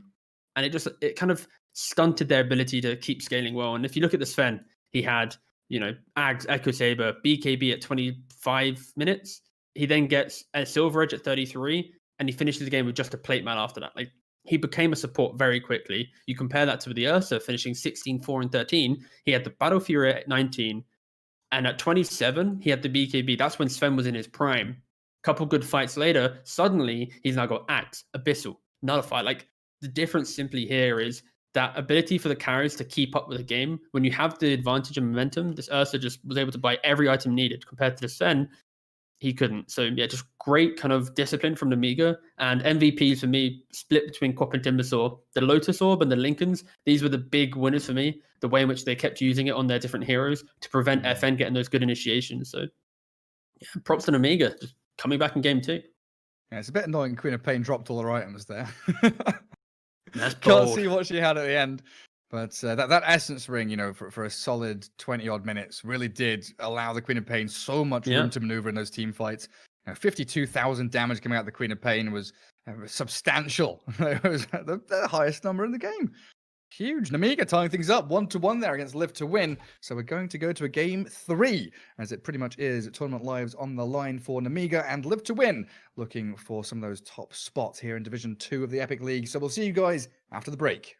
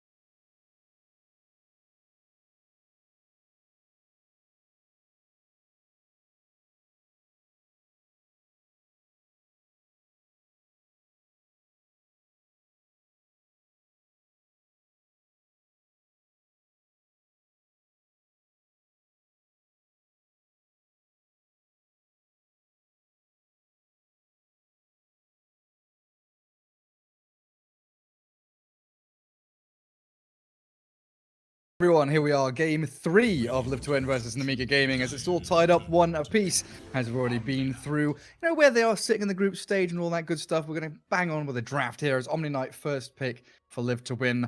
T, Void and Snapfire are still left in the pool, but they're not being picked yet.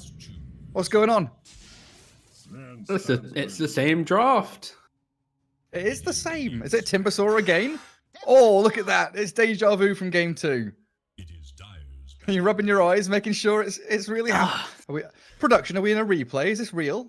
Is this real life? Production just came back to us. He said he doesn't know. We have to cast it anyways. Okay, no worry. We'll try and cast it. Okay. Yep. I like how you have to put your hand to your headset there. Make sure you can hear so it if I do that, I can hear production. If I don't, I can't hear production. Yeah. Oh my God. Hopefully everyone got their snacks and their drinks and stuff. Game 2 was an absolute banger. Like I mean, at least I thought Live to Win kind of had that in the early game, but some really good team fight execution from Nemiga and controlling the map really brought them back. No, I got to give it to Nemiga just for the ability to stick through, but also identify the timing in which Ursa was very weak, and that's why we saw Live to Win winning. But the way in which they were able to play around the Ursa being basically a non-factor up until he had like 3 items, it came online. So I'd like to see Live to Win either allow the Ursa to go through again, but have a mechanism of actually pressuring with more conviction, or not putting themselves in a position where they don't have this strong lane where this tri lane comes into play. Because that was the issue, right? They have this DP Phoenix off lane. The tri lane comes in from Nemiga. It removes DP from the entire game. Okay, instead they just ban out the Ursa. We'll just pause all theory of that then. That's how the equation. Bye. So you'll think they'll still consider like the Phoenix, for example. I was wondering if the DP would be the hero that they change, and maybe go for something that is a bit easier for Live to Win to start fights or to keep up with the Sven, because very often in those fights, Sven would Stormhammer in, but then there's Cogs, there's Sonic Wave, everything is pushing the rest of his team away from him, and he's isolated alone on an island against Ursa, which he doesn't really do that well against. So they ban out the Batrider. It'll be interesting to see if Nemiga actually values Spectre against Sven, because Live to Win's ban last game with PA Morphs Spectre, right? So they're now offering up what arguably what Live to Win thought was one of the heroes they didn't want to play into. So it will be interesting if Nemiga have that same value for said hero because of Ursa being banned now. Nemiga, they've got this opening where they've got Rubik, they've got the Timber again. Will they just go Clock? It's happening. So what was it? It was Phoenix here, wasn't it? 3rd pick for Live to Win. Yeah, it's the case. Don't do it. Live to Win. What's Taneko got? What's he thinking about? He's looking at his playbook and he's like, do I just take Phoenix again? We burnt out the Ursa. Is there really any counters anymore? There is, but still feels pretty good. And what we're going to see, like a mid Mirana or something come out from Nemiga now. You're right there, T. Well, luckily, they can't pick Ursa. Hallelujah! Woo! So, yeah, we're not going to have the exact same draft. Crikey. But now for Nemiga, they need to understand what exactly they're going to be picking here, right? Are they going to pick the carry, knowing that it's going to be the Sven v X kind of matchup, and they're going to be playing into a Phoenix +1? Or are they going to pick this, like, versatile hero that they can kind of flex to the end, because they are, once again, 2nd pick? We could see, like a casual Monkey King or something. They really throw back the old day playbook, but realistically for Nemiga, I find it difficult because like what is that strong opening? Like the Ursa just felt like a great pick in this position, right? Like it does well against the tempo, the fighting, and it does scale. And there was a big weakness in early games. So what is their pick here? They can't really go Terrorblade. They can't really go Jug or any of those sorts, because obviously the Omni and Sven both counter that. So you're forced into a difficult position of what carry really is there left that is like enjoyable to play in this game. It doesn't feel like you want to be picking up your mid hero too early on either. I guess with Batrider gone, Live to Win don't have that flexible option which they had in the previous game, where Batrider was like, is he 3? Is he 2? Where's he heading? And FN picks him up in the end. A lifestealer for them. I won't lie, mate. I was thinking lifestealer, but I just didn't really like it, so I didn't say it. Do you know when you have the prediction where you're like, if I predict that, I might sound good because the hero gets picked, but then I'm like, I don't believe in the pick, so I don't want to mention it. You know, that's kind of where I was It's like- vibing with. It's like when you predict an entire draft and the draft loses, you're like, well, was it worth predicting all those heroes? Yeah, exactly. Yeah, like so the reason why Lifestealer, in my opinion, isn't that great, it does well against the Phoenix, but I see Live to Win able to potentially go for like maybe a Slardar, but then the Timber matchup, 2 core strength could be an issue. You have the idea of Lifestealer v Omni Knight. You don't naturally go. Ooh, okay, they go Storm. So that's good. But I still feel overall the Lifestealer, it falls to the same issue of like a Juggernaut in this game. You know, like you're going to be able to kill the egg, but you don't have the same kind of annoyance in the fight that Ursa did. Right, you're still going to kind of fall victim to kind of looking around, going, "Ah, who am I killing? Ah, Who do I focus now?" And you don't have the straight like 1-to-1 carry matchup. Yep. You know, Sven is still gonna really destroy you in these team fights until you get what we're looking at, like the evasion talent for Lifestealer, maybe a halberd for him could be good here as well against the Sven. Probably has to itemize quite heavily to deal with the Sven rather than being innately good against him. Yeah, he's gonna have to go armlet into then maybe halberd or even a manta to deal with the orchid from the storm. Like there's so many defensive items he needs, or at least after armlet, it has to be defensive, right? That's the key thing here. He can't just go like straight damage and then try and play into it. And that's where, and also I love the fact that Live to Win after game 1 and how amazing FN was on Storm Spirit. They're like, you know what, lads, this is a great Storm game. Their support duo doesn't really have this great lockdown. Their offlane, no lockdown. Carry, guess what? Once again, 4-4, no lockdown. So we are going to see the poke and prod of Live to Win be a lot better. And it does improve the Sven's game because last game, he was the one jumping in, right? And this game, they now got Storm. But what is the offlane actually for Live to Win here? That's what I'm trying to figure out as well. Like I've always been a big fan of Necro when you're up against you want push. Push. Furion, ban out Furion Nemiga because that's I want some of this, you know, some of this action. Whatever this is, whatever this translates to. Sorry, don't know what Shove. one. Shove. Yes. Well, they've got not much time left to figure out that final ban. Yeah. 30 seconds. But I feel There's so many options out there. Issue with Furion actually against Timbersaur, it's just kind of a bit naff, isn't it? Just a bit meh. Yeah, probably don't want to go Furion actually, but something with a bit of like Slaughter. Yeah, I mentioned Slaughter earlier, so I can claim that one. Are there any heroes that can kind of get out of cogs? Because that can be an issue as well. Not really many offlaners that can jump out. Not really. Go for like a casual Necro. Again, an Afterlife does like it. It plays okay against Lifestealer, but it's very much like a team timing. It does feel very scary playing that. But it could be cool. And then you're also playing into last pick. You know, that Queen of Pain could come back again, right? And all of a sudden, you'll have Orchid, you'll have magic damage, and the Necro doesn't feel so good anymore. Even if you get, you know, Necro with Yules, Greaves, whatever else he's got, it's still going to struggle a little bit. Dude, if Nemiga pick Quap, man, I'm out. Like, they've just picked the same heroes, but replaced Ursa with some, like, casual Lifestealer. Just a cash Lifestealer. Yeah. Oh, I like to drop with a bit of cash on the side. Just a nice little side. Oh, then we've got the Storm against Queen of Pain Orchid Rush matchup. Oh, the old classic. Didn't we have that in game 1? Who was Pango in game 1? No, so that was in my pub. I had that matchup today. Sorry, my mind. Whoops. Plenty of time. Dude, I had to play offlane in my pub today. I was very scared. What did you play? Played Magnus. Nah, if you play offlane, basically the rule is if you play offlane and can't play the role, you pick Magnus. If you play mid and can't play the role, you pick Zeus. If you play carry, can't play the role, you pick Spectre. If you play position 4, can't play the role, you pick either Rubik? Tiny or Rubik, yep. And if you could play position 5 but can't play the role, you pick like Bane Warlock. or Warlock. You just pick or Lich. You know, you pick like a dude. You know. Yeah. So A guy Lift who go will for the ward. Yes, true. To go for a Sand King gives them some more lockdown. It gives them tower defense as well because they, you know, Sandstorm play behind tree. Nemiga has really good repellent for Sandstorm tower defense with the Timbersaw running through, and they go for a puck. Nice. Good lockdown. They're good at like that mechanism for Lifestealer if they want to go for that type of play, and naturally Puck loves playing against Storm because she called him throughout the entire game pre-BKB. So it's Yeah, just, exactly. You got an answer to BKB Sven as well if you do get that Aghanim's at a reasonable time on Puck. yeah. Oof.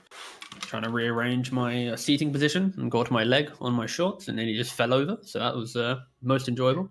But it doesn't Assume matter the because position, T. Yes, for I am in casting position now. I shall speak the good words for game 3.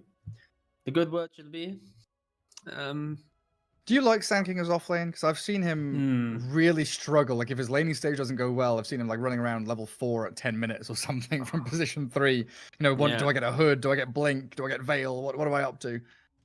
The issue is Sanky as a hero, he can be a game winner with his tower defense, having the sandstorm, the early bots being at every early siege, but he can also be like a literal creep where he has no yules, he has no way of like getting rid of that dust, prolonging his life, and that's like the main thing. Sanking isn't the big team fight winner with Epicenter anymore. He's about being present, having the good initiations with Burrow Strike, and just kind of annoying with Sandstorm. And the best games are when he gets like Yules plus Lotus, Blink, bots. Like that's like the beautiful period. And the key thing is how does he play the lane? How does he get to the point where he can defend towers? And if he's defending towers, he needs his team to be behind him because if he wastes Sandstorm and he loses a tower, suddenly he's out of the map, right? Like it's very difficult to feel like the map's big when you have a Sand King in your team. You can apply a little bit of pressure to this lifesteal, though, potentially, with a bit of caustic finale. Of course, if you want to put a wager on this as we do head into game 3 here, click the EGB banner below to find out the odds. And you can gamble responsibly over there as we do crack on. Laning phase about to begin as Live to Win take on Nemiga here in this best of 3 series. Final game of it. As we've got that Sven down bottom with the Omni Knight again against a Timbersaw. Clockwork Rubik once more for Nemiga. But they've got some new additions, the Puck and the Lifestealer mid and top. While a Sand King Phoenix is the top lane there for Live to Win. And Storm Spirit for FN getting spam pinged by the Puck. They know exactly where he is. Are they going to try and find out where he's warding? They're coming across. Soneko in that same position again, trying to tank up any kind of aggression that Nemiga throw his way. Here we go. Hello, I'm Soneko. Taunting his way across, like, oh, it's a Clockwork again.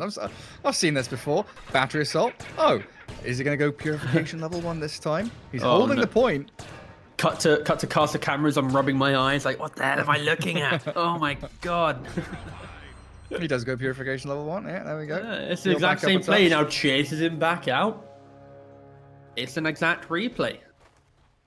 Ladies and gentlemen, Yeah, it looks like that will be able to get them the double bounty rune.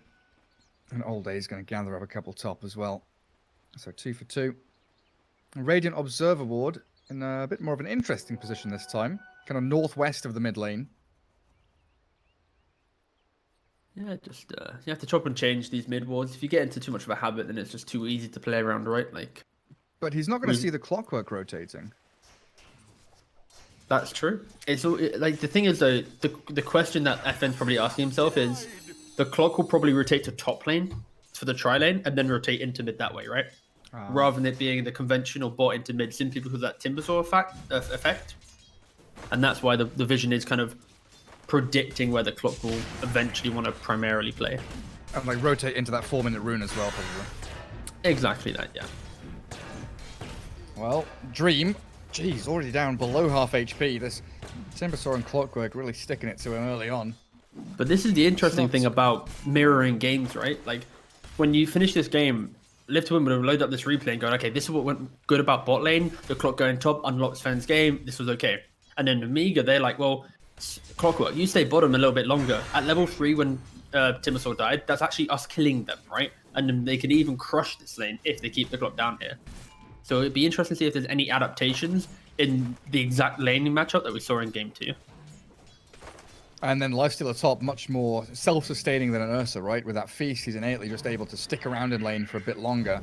And then you've got Sand King and Phoenix, you know, replacing the DP with a Sand King. You're still applying a bit of pressure there in that melee versus melee matchup. So Lifestealer's going to struggle to stick in the wave for the most part. Already Sand King 7-0. Lifestealer with his wave under tower though.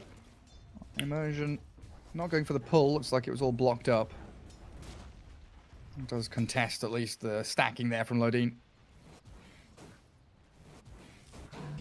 The good old support tries to pull, and the position 4 prevents it. 7.28, where you at? The algorithm's getting a bit tired. Yes, I do agree.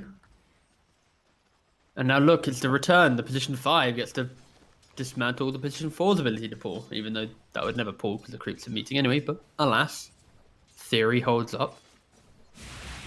Oh, Couldn't get it done. Clockwork with a long wander back home. Back into Fountain. Where's he going to take Look, he gets to roleplay the courier. Look at him. He's been downgraded. He's bringing some items out. The chosen one. He's giving him rings and gauntlets. He does come back down bottom, like you predicted. Sticking in this bottom lane just to keep that pressure on the Sven. And that's the adaptation that I like to see. Like, I feel like after game 2, right, the Timbersaws, like, we could have crushed this lane. You leaving, it's great for my early XP, but the Sven just farms. He gets to do his own thing. So, yeah, I like the fact that they are kind of chopping and changing it, but it also boils down to the fact that your safe lane doesn't have as much kill potential, and Lifesteal as a hero naturally just wants to exist alone. Like, he doesn't want heroes to come to him. He wants supports to leave him, right? He gets the quick level 4 or 5, supports are unlocked. And that's the key thing as well about Nemiga's lineup. The Lifesteal and Timber, when they get to level 5, 6, they tell their supports, shoot, be gone, little ones, do your thing. So suddenly, if Pot gets good levels, supports have good levels, there's going to be this like 3-man bundle running around the map trying to make plays, connecting in. We've got a sentry top, seeing inside the sandstorm. Lifesteal are taking a lot of damage, and they do dive in towards him. Immersion, though, dropping low, and first blood claimed by Rubik.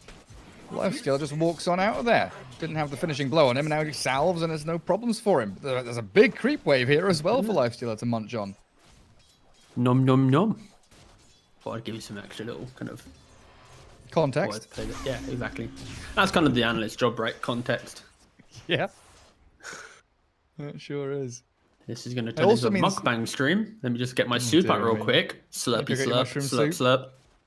Yep. Oh, bottom lane. Cogs trapping in Seneko. Good Stormhammer, and he's going to try and clear an opening here for Dream to get a bit more damage forward. No kill threat. It all continues going on as it was. And Dream probably going to be pretty happy with that. Seneko soaking up a lot of the mana pool and resources from the dire side. Puck with double null already. Looks like Storm. Single null bottle into boots.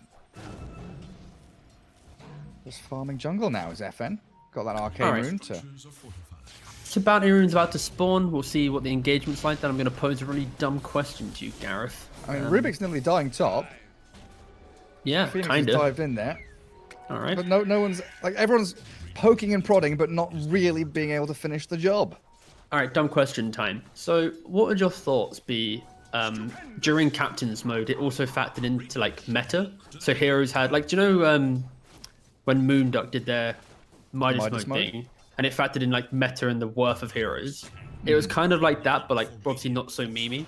So it'd factor in like the value of certain heroes, and it'd like force you not to have to pick the same heroes. Like for right now, like we're at the point where the meta is kind of stale, right? We're seeing the same type of heroes. So you have like a fantasy league kind of thing?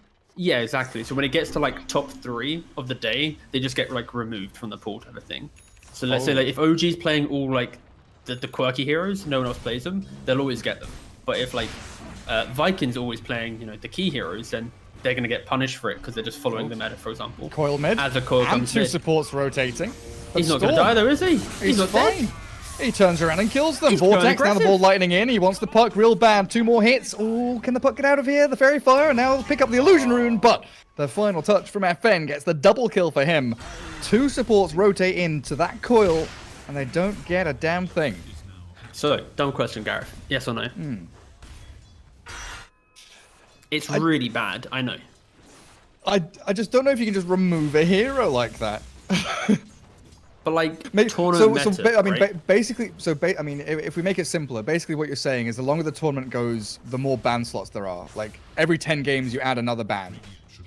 No, I feel like I guess that's one way of doing it. But my idea was simply like the top 3 of the tournament so far get removed, and then they get reintroduced the next day based on the next day's like top 3. So you're kind of circulating the heroes. Right. Like for example, I was seeing Sven, Spectre. That sounds garbage, mate. You know what? I respect that. I also agree. I was just hoping that you'd poke and prod and play around with it.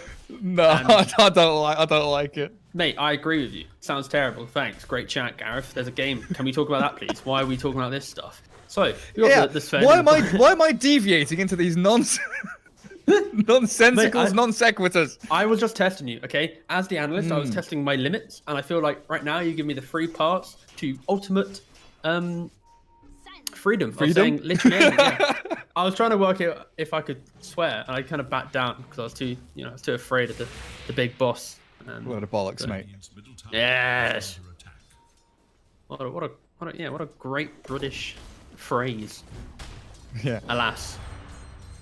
Oh, come on, we can't got go game to 3, Gareth. now. What are we talking about? I genuinely don't know where this is don't going. either. We have devolved into idiocy. I don't TP mind top it, from though. Storm. Yeah. 8-minute rotation. FN. He wants it. Can they get Lifestealer? They've got Burrow Strike, level 3 Sandstorm. That's it. That's the opener. Now the Vortex. Back into a bit of damage from Phoenix. And then he rages. And then he's got Stick. And he's got Phase Boots. And he's got the Puck with a Dream Coil and a Winning Rift onto 3 of them. The damage from Lodine, it's slow, but the right click's coming. But Immersion's... He's not dead. He's alive. Where's the Puck gone? Puck's like, nah, I'm not actually going to kill anyone here. I'm out. I'm out. Nah. Yeah. Wow, I thought Puck was going to kill people. That was a beautiful demonstration of how Storm and Puck like to play mid. Storm is the proactive mid lane who likes to try and instigate a fight, and Puck is one of the best reactionary mid lanes where you just come in and capitalize on that big coil and turn it around with the damage of Orb and Waning Rift. The issue there is there wasn't that follow-up damage, right? Your lifesteal is your carry. Your Rubik had already used Fade Bolt. There wasn't that extra little sign to convert that reactive play from Puck, but it's more interesting to see FN look for a lifestealer kill, especially when he's a level 7 lifestealer, happily with Rage and Infest. Like, are you really going to kill him with a Phoenix Sand King duo? Like, that was a very bold attempt of a play, but lucky that they didn't die.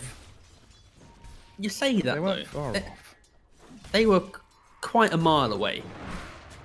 Like, how many...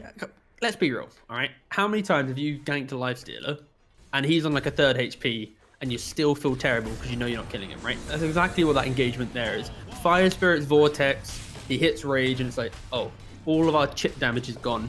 Even the Sandstorm does nothing. So a really interesting attempt of a fight there from FN.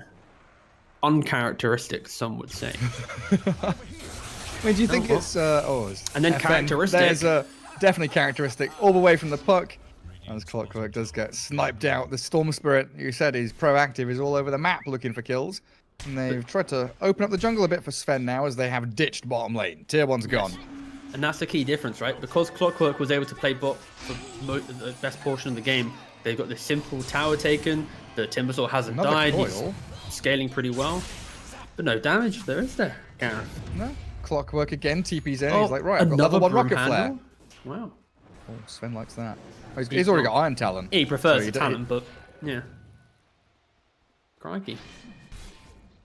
Nice little bottle refill there as well for the Storm. Seneca comes in. He's also got heals if he wants to throw it, but apparently not. So he does.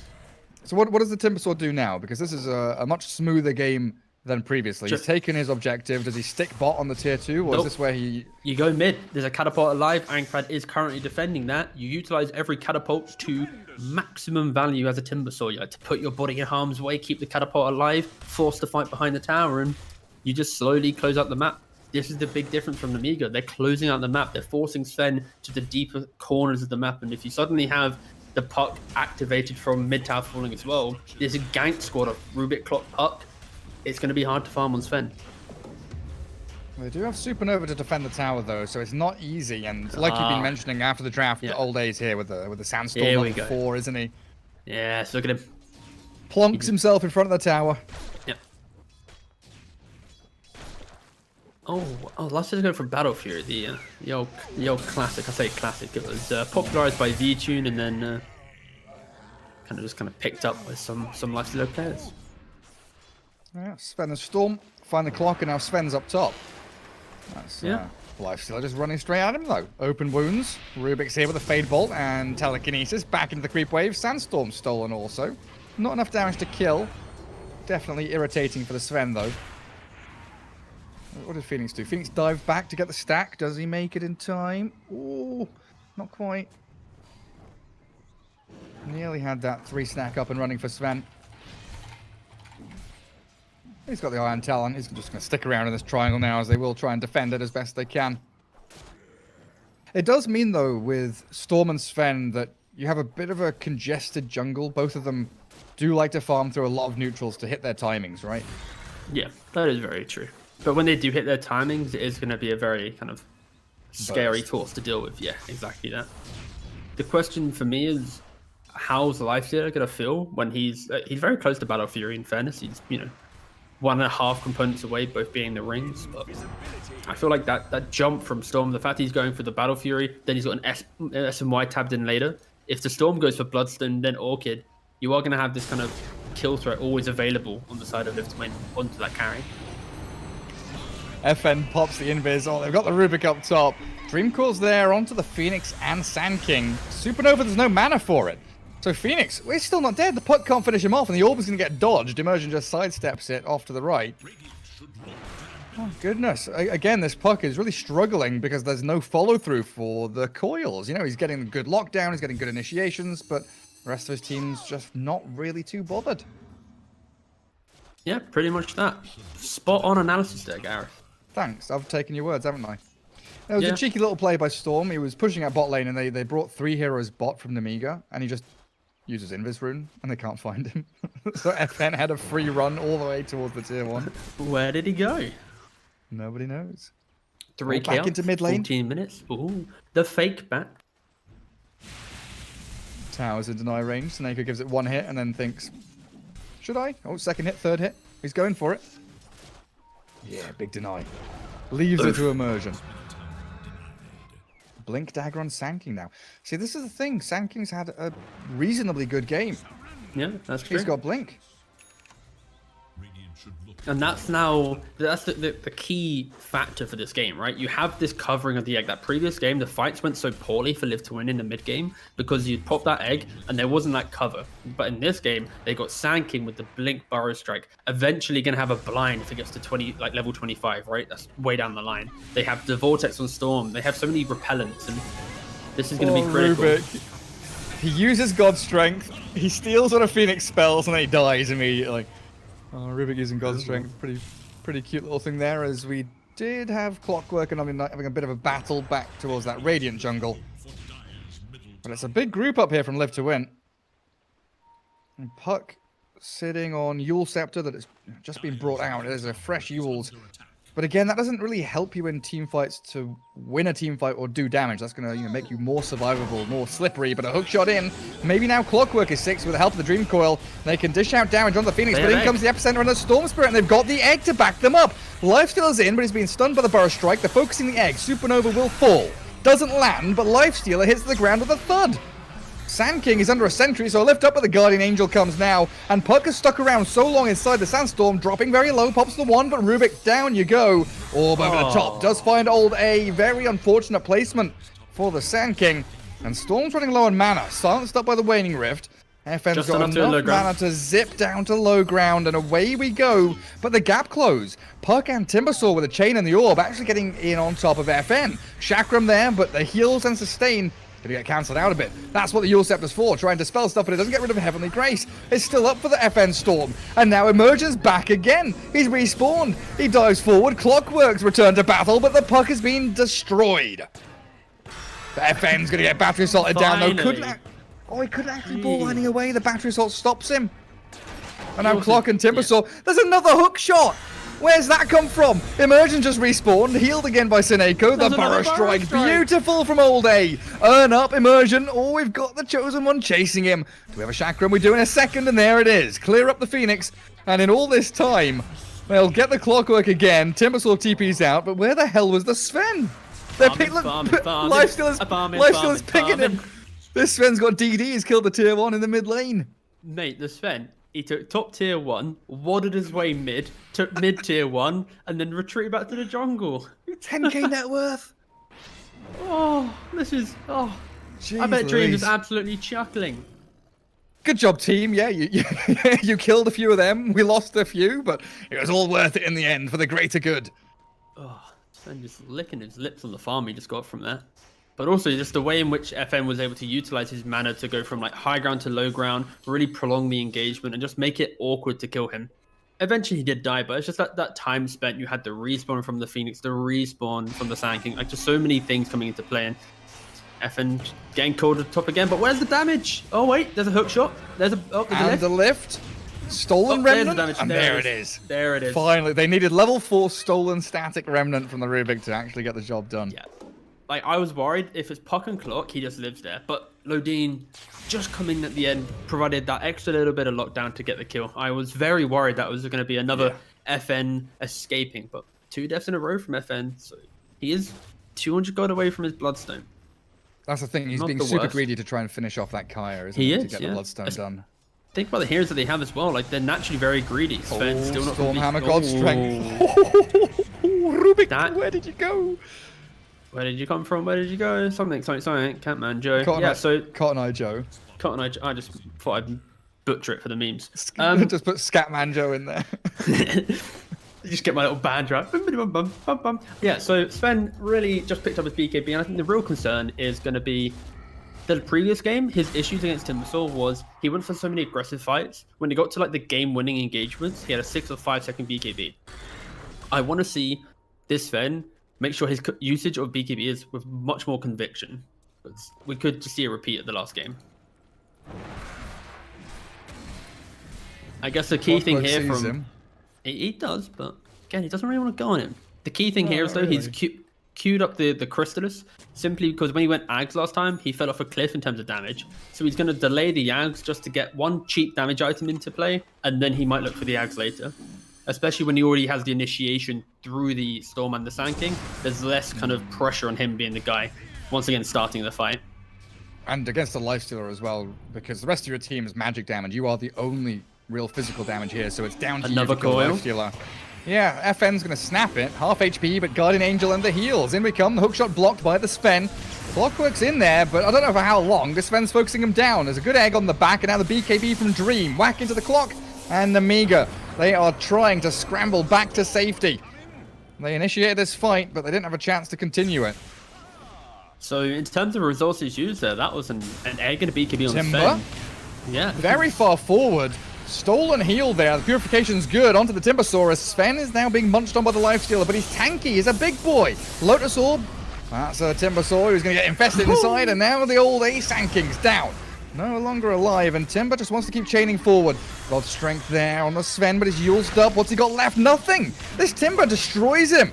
They're going to get a bonus kill on Suneko as well now. Oh, that's an optimistic TP, isn't it? Double kill for the Chosen One. 3 heroes in a row, and that looked like Live to Win were doing pretty decently in that fight. But like when I see that engagement, they use all their control and their spells to kill a Clockwork. And I was about to say, like, surely Live to Win have to retreat here. You don't have BKB on Sven, you don't have Egg, and like you don't have this desire to want to go forward. But then Nemiga, they capitalize on that and find the necessary pickoffs. Look at the Puck. Oh, Lodine. Puck is invis.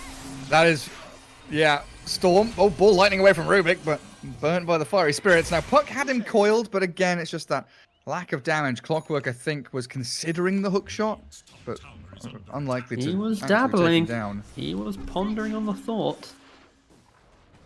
What's Lifestealer got? He's got the Kaj Sanj.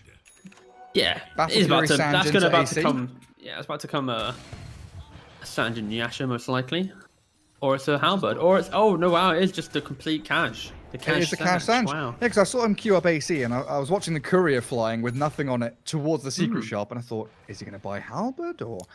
Nope, plate mail. Sure. So he's identified the fact that Live to Win are going to be hitting a very quick timing of BKB Sven wants to go fight. So if you mitigate some of his damage with the AC, you can eat through that. And then when Sven BKB is low, you suddenly have like the Halberd come into play if you want that. You have your own Abyssal and your own damage items. You can really offset that matchup. So yeah, I don't mind that at all from Lifestealer. But this is such a rough game for the Sven where he needs to, when he pops ult and he commits to a fight, it needs to be the cleanest execution. If at any point he thinks and goes, who am I going? During BKB, suddenly the Timbersaw looks at him and goes, you are now my snack. You are nothing more than just like food to me. So yeah, this Sven has to be very smart about his fight engagement. almost feels like he has to go on the Timbersaw. Like going on Puck with phase shift, pretty difficult. Can't go on the Rage Lifestealer. Clockwork and Rubik don't feel worth the initiation from Sven with God Strength. It's just like find Timber, kill him, then job's a good one. Yeah, or at least blow up the Lifestealer with that kind of quick initiation, with him not being ready, but with the status resistance from that Cash Sanj, it is a little bit difficult. Is it Roshan time? They've smoked and they've hunted. No prey available to them. Oh, that's a Clockwork. There he is. They found him. Easy pickings. Oh. Sven just battling with the cogs. Meanwhile, Clock dying. Lifestealer under a ward now. So they do see where he's at.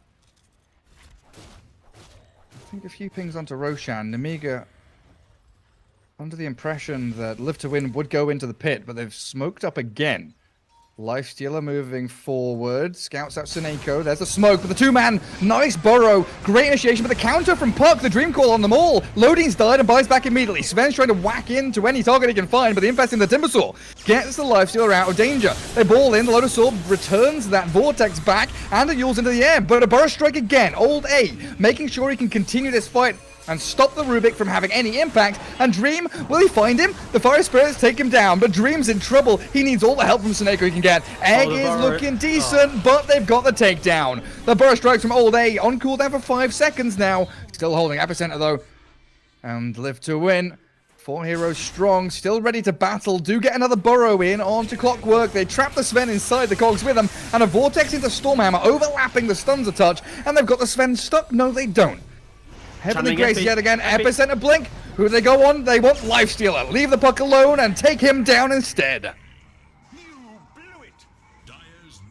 Really well executed. Fight. Yeah, a much different. Wait, do they have Puck again?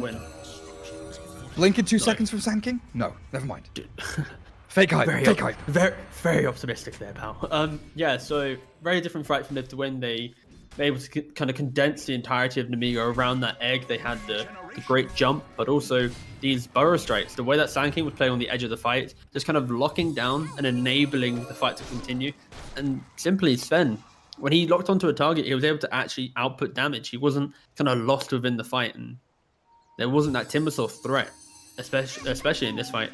So yeah, much better from Live to Win. They are 7k up now, and I think just 2 or 3 fights time, they are going to be kind of overwhelming, because look at the Lifesteal and what he done in that engagement, right? He jumped inside his Timbersaw and watched him run around the fight, right? That literally was the entire fight. Yeah, like if he needs like a radiance to have impact right now in these engagements, because he's just hiding.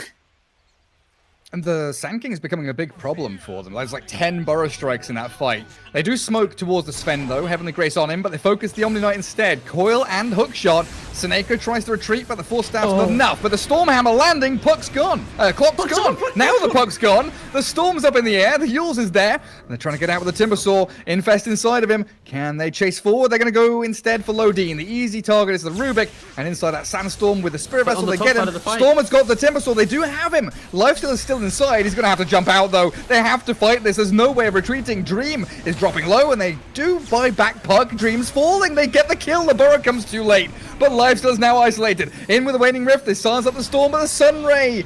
Oh, it's turned him all crispy. Quick little phase shift there. Puck, how do we get out of this one? You also dodge the stun.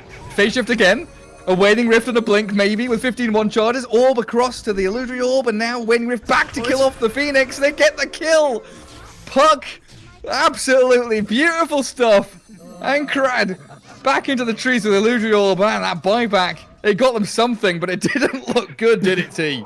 No, that was just the start of that engagement, that committal for the Omni Knight, and then obviously Sven just already with the Heavenly Grace on him and just ripping apart. But it is just telling that Nemiga, they have the damage to blow up Live to Win if they're able to bait out the BKBs and whittle them down. But simply through going for a pure engagement of we run up high ground and fight, Nemiga just don't have that damage. Like, they just don't have that ability to break apart Live to Win, especially when they have to focus so heavily on this Omni Knight. And he nearly survived, honestly. Like, if he was able to maybe not break the coil, he would have been able to prolong that engagement a little bit better. But this is very dicey for Nemiga. When are we going to see Lifestealer do damage? He has spent every single fight inside his Timbersaw. And we've got this Aghanim's FN Storm with the AoE Vortex, 26 Bloodstone charges and working very quickly towards BKB. As Roshan, the next port of call here for Live to Win, doesn't look like Nemiga really want to move into position to contest this. Should be a simple one for Dream. Clockwork. I don't know what he's up to. Dragging waves around. Wandering with the Radiant Creep Wave, yeah. Bit of funny business. Yeah, it's technically pushed the mid wave in. I just love the fact that, like, even though we are seeing like the same concepts of draft throughout both games, the adaptations from both the winning team and the losing team, it's really telling about how they're able to kind of overcome the adversity of, you know, for example, the loss. Because I look towards Live to Win and the way in which the Sven has itemized differently, the way in which they selected a different offlane mid kind of combo to enable the Omni Knight Sven. Like, it is telling, and it's what makes the difference between kind of the tier of these teams. I think Nemiga, they may have fell victim to trying to go for the exact same to some degree, but all day he knows, he absolutely knows. Wailing Rift is there, but how can the puck escape from this? A blink into the trees, orb off to the right hand side. Are they going to still chase him? Try and stop the TP. Good attempt, but all day won't find him, and this means top tier 2 is a freebie. Absolute freebie. Once again, we see Nemiga. Yeah, like every time Nemiga has aggression against them, that Lodine's always pushing into his enemy jungle, trying to get that deep vision out. It naturally allows for that kind of shift of play on the map where at the start of the game you have the Radiant Dire split, but as the game progresses, that kind of 50-50 split will kind of move across the map. So Lodine always trying to make sure his team has a portion of the map to farm. Doesn't help when Live to Win just want to barrel down lanes and ignore Nemiga. And you've got Lifestealer, who is pretty close to AC, but this means he's going to be without buyback. This next team fight for Nemiga feels very all-in. Will he do damage, though, Gareth? That is the ultimate question, isn't it? I just need a yes/no, Gareth. Don't hit me with the laugh and the chuckle. I need a yes/no. We will open. Yes, he will do fight. He will do damage, and we'll open up the fight recap and show that he will have done some damage. It doesn't count. He will have done. He will have done one damage. A damage. One damage, please, Lifestealer. Mild. Je voudrais mal damagio, s'il vous plaît. Side serving of Infest on Timber Swamp. Yum. Thank you. Merci beaucoup. Yes. Oui, That's all I got for you. I have to steer clear of trying to do impersonations. It doesn't go too well. I blend into the international impersonation. never a good one. Oh, Clockwork. Dead. Sacrificed yet again. He's always the one out on the map, really. Yep. In these open positions. Double courier snipe. Well, do they have anything on them? No, they were just running back to base. Oh, okay. Nice kills though. Double kill. Dude, it's 220 gold for each. If you total both of them. Rubik with Sandstorm. All day he's like, no, I'm not having this. You can't be stealing my spells. The Vortex! Oh my god, the Axe Vortex gets the puck! There's no buyback! Oh my god, that was devastating! Oh, jeez. We didn't even see it coming, nor did the puck. He's dead. A minute and a half. Is that just game over? Like, Lifesteal? Yeah, no. Lifesteal's like, okay, guys, I need to do something. I'm pushing high ground with no creep wave. Dude, he's tickling. What is he? They've got the Timber Sword caught up in the Burst Strike now inside the Sandstorm. They've got the disables, the hook shot. This is going to do very little here. TPing Lifestealer back in. Chosen one. He retreats off to the side, but FN's got his number. Oh, come here, Timber Sword. Bit more damage, but the reactive armor is keeping him healthy. They don't get the job done. He's back into Fountain, but they got the lane of barracks they wanted. A few more hits onto the melee should secure it here for Dream, and now Live to Win. They retreat, or do they? Open wounds. Slows down the Sven. Lifestealer, he's got Heavenly Grace on him, stolen by the Rubik. He is really trying to stick on a target, but now they dive in, they know Rage is down. They move forward, aggressive play here from Live to Win. AoE Vortex again, but Timber Sword, the tanky boy, can't kill him so easily, and he chains forward. Lifestealer might be jumping out in a second, but he misses the Chakram. So Dream, he's going to sidestep, and BKB in the back. They got the Epicenter, two-man Burst Strike. Both of them dead. The supports are gone. There's no backup now for the Timber or the Lifestealer. Lifestealer's out. He's hightailing it. He wants to run. Supernova's poor popped out. Lifestealer. The Vortex is there. They've guarded the egg, and this has got to be it now. There is no chance that Nemiga can defend their base. The angry Live to Win heroes are here, and they're here to stay. The Yule's up. Timber Chain, chosen one. He's running away. And I think Sven and everyone else is pinging base. Let's go top lane. Tier 3s, barracks, tier 4s, anything. Some structural damage. All right, when the fight recap, how much? Quick prediction, lifestealer damage. Maybe like 2.3k maybe? Your thoughts? Prediction? You've already opened it and you can see it. No, I haven't. I literally guessed. That was a pure guess. Oh my, yes! Oh, yes! Yes! What a prediction! I didn't open it. Oh my god. I didn't want to guess because I'd already opened it when you said it. And when you said 2.3k, I'm like, really? Dream Coil in, last chance here for Nemiga. They're trying to fight with everything they've got. They buy back Lifestealer, but the puck's already dead. Lifestealer's got nothing left to give. He is out of gas, and a beyond godlike FN Storm is just cruising now for Live to Win. Oh, mate, this is... Fountain Live to Win diving has really time. ramped up the aggression here, as you can tell Dream? from our shrieking voices. Care? He's got a Silver Edge. Oh, the Burrow's back. He takes the Lifestealer down to half HP with one swipe of his sword. They can't go bottom ranks. They have to go tier 4s. But I think Live to Win have got this. They can just break down the final buildings in this dire base and close the series out. Take the courier, not the buildings, Clockwork says. Send out the fleet, the horde of couriers. Yes, focus the Supernova. Yes, Lifestealer, rage. Use that, fuel your rage. But no, the Burrow Strike will take him out. Seneko hitting creeps and hitting the throne there. Dream is inside. They are literally fountain diving. I think it's game over though, because the throne is coming crumbling down. There we go. And there's the GG. 2-1 victory here for Live to Win in a pretty good freaking series. GG plus from Ankrad, and then Seneko also says GG plus as well. That was a most enjoyable game. Plus indeed, plus in chat, please. Yeah, so I will say, first of all, apologies for any loud audio you just heard within the last minute 20. I do apologize. Second to that, I would like to just kind of repeat what I said about Live to Win and the kind of the adaptations they had as a team. Kind of giving them, like, this is the key thing, right? As much as we memed the same draft, I love when a team that loses to a lineup is able to correctly identify the issues they had, make the adaptations, but then also play and itemize differently. Now, the big MVP for me was just the way in which, of course, Sanking, you don't often see a Sanking make so many great plays, but he was hitting these big burrow strikes, being really annoying. And then, of course, we saw that very amazing Ags Vortex from Storm Spirit mid, killing the puck, which fundamentally just won the game outright.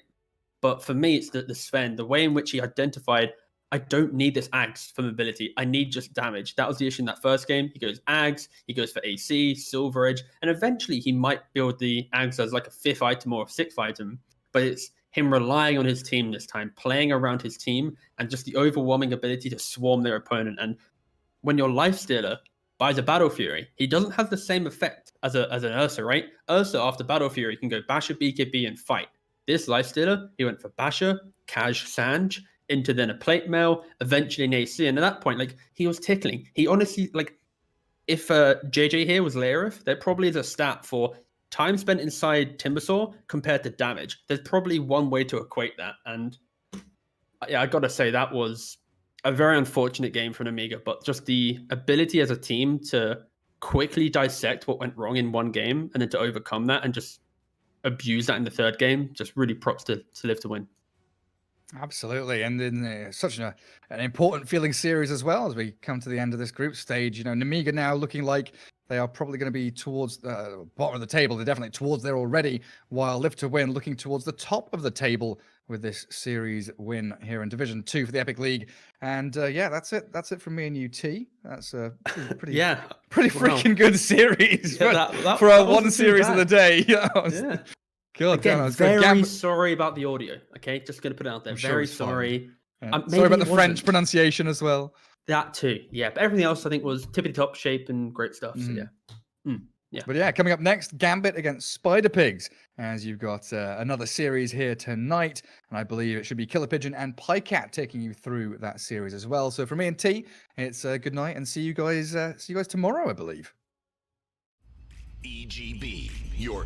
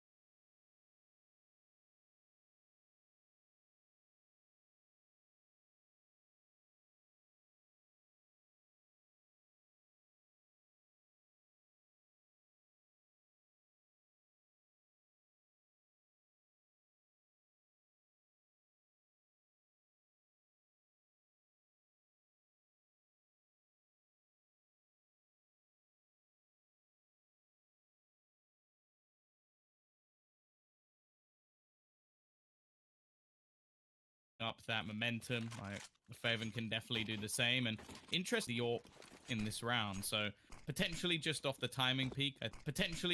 timing peak. I think he's going to go straight into the long doors. And Stododo is going to be waiting. The flash is good, but Stododo just needs the lineup. It's a headshot to give them a kill in this round. Now, bear in mind, he has got that hero orb. So there's not really much else for them to play behind. A few pistols here and there. The flashbang's perfect, but Dennis actually doesn't check the angle properly.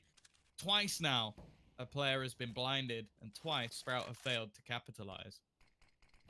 Yeah, a few mistakes coming in here for sure. Giving, at the moment, room, maybe the round. Spitty's trapped in middle. He does manage to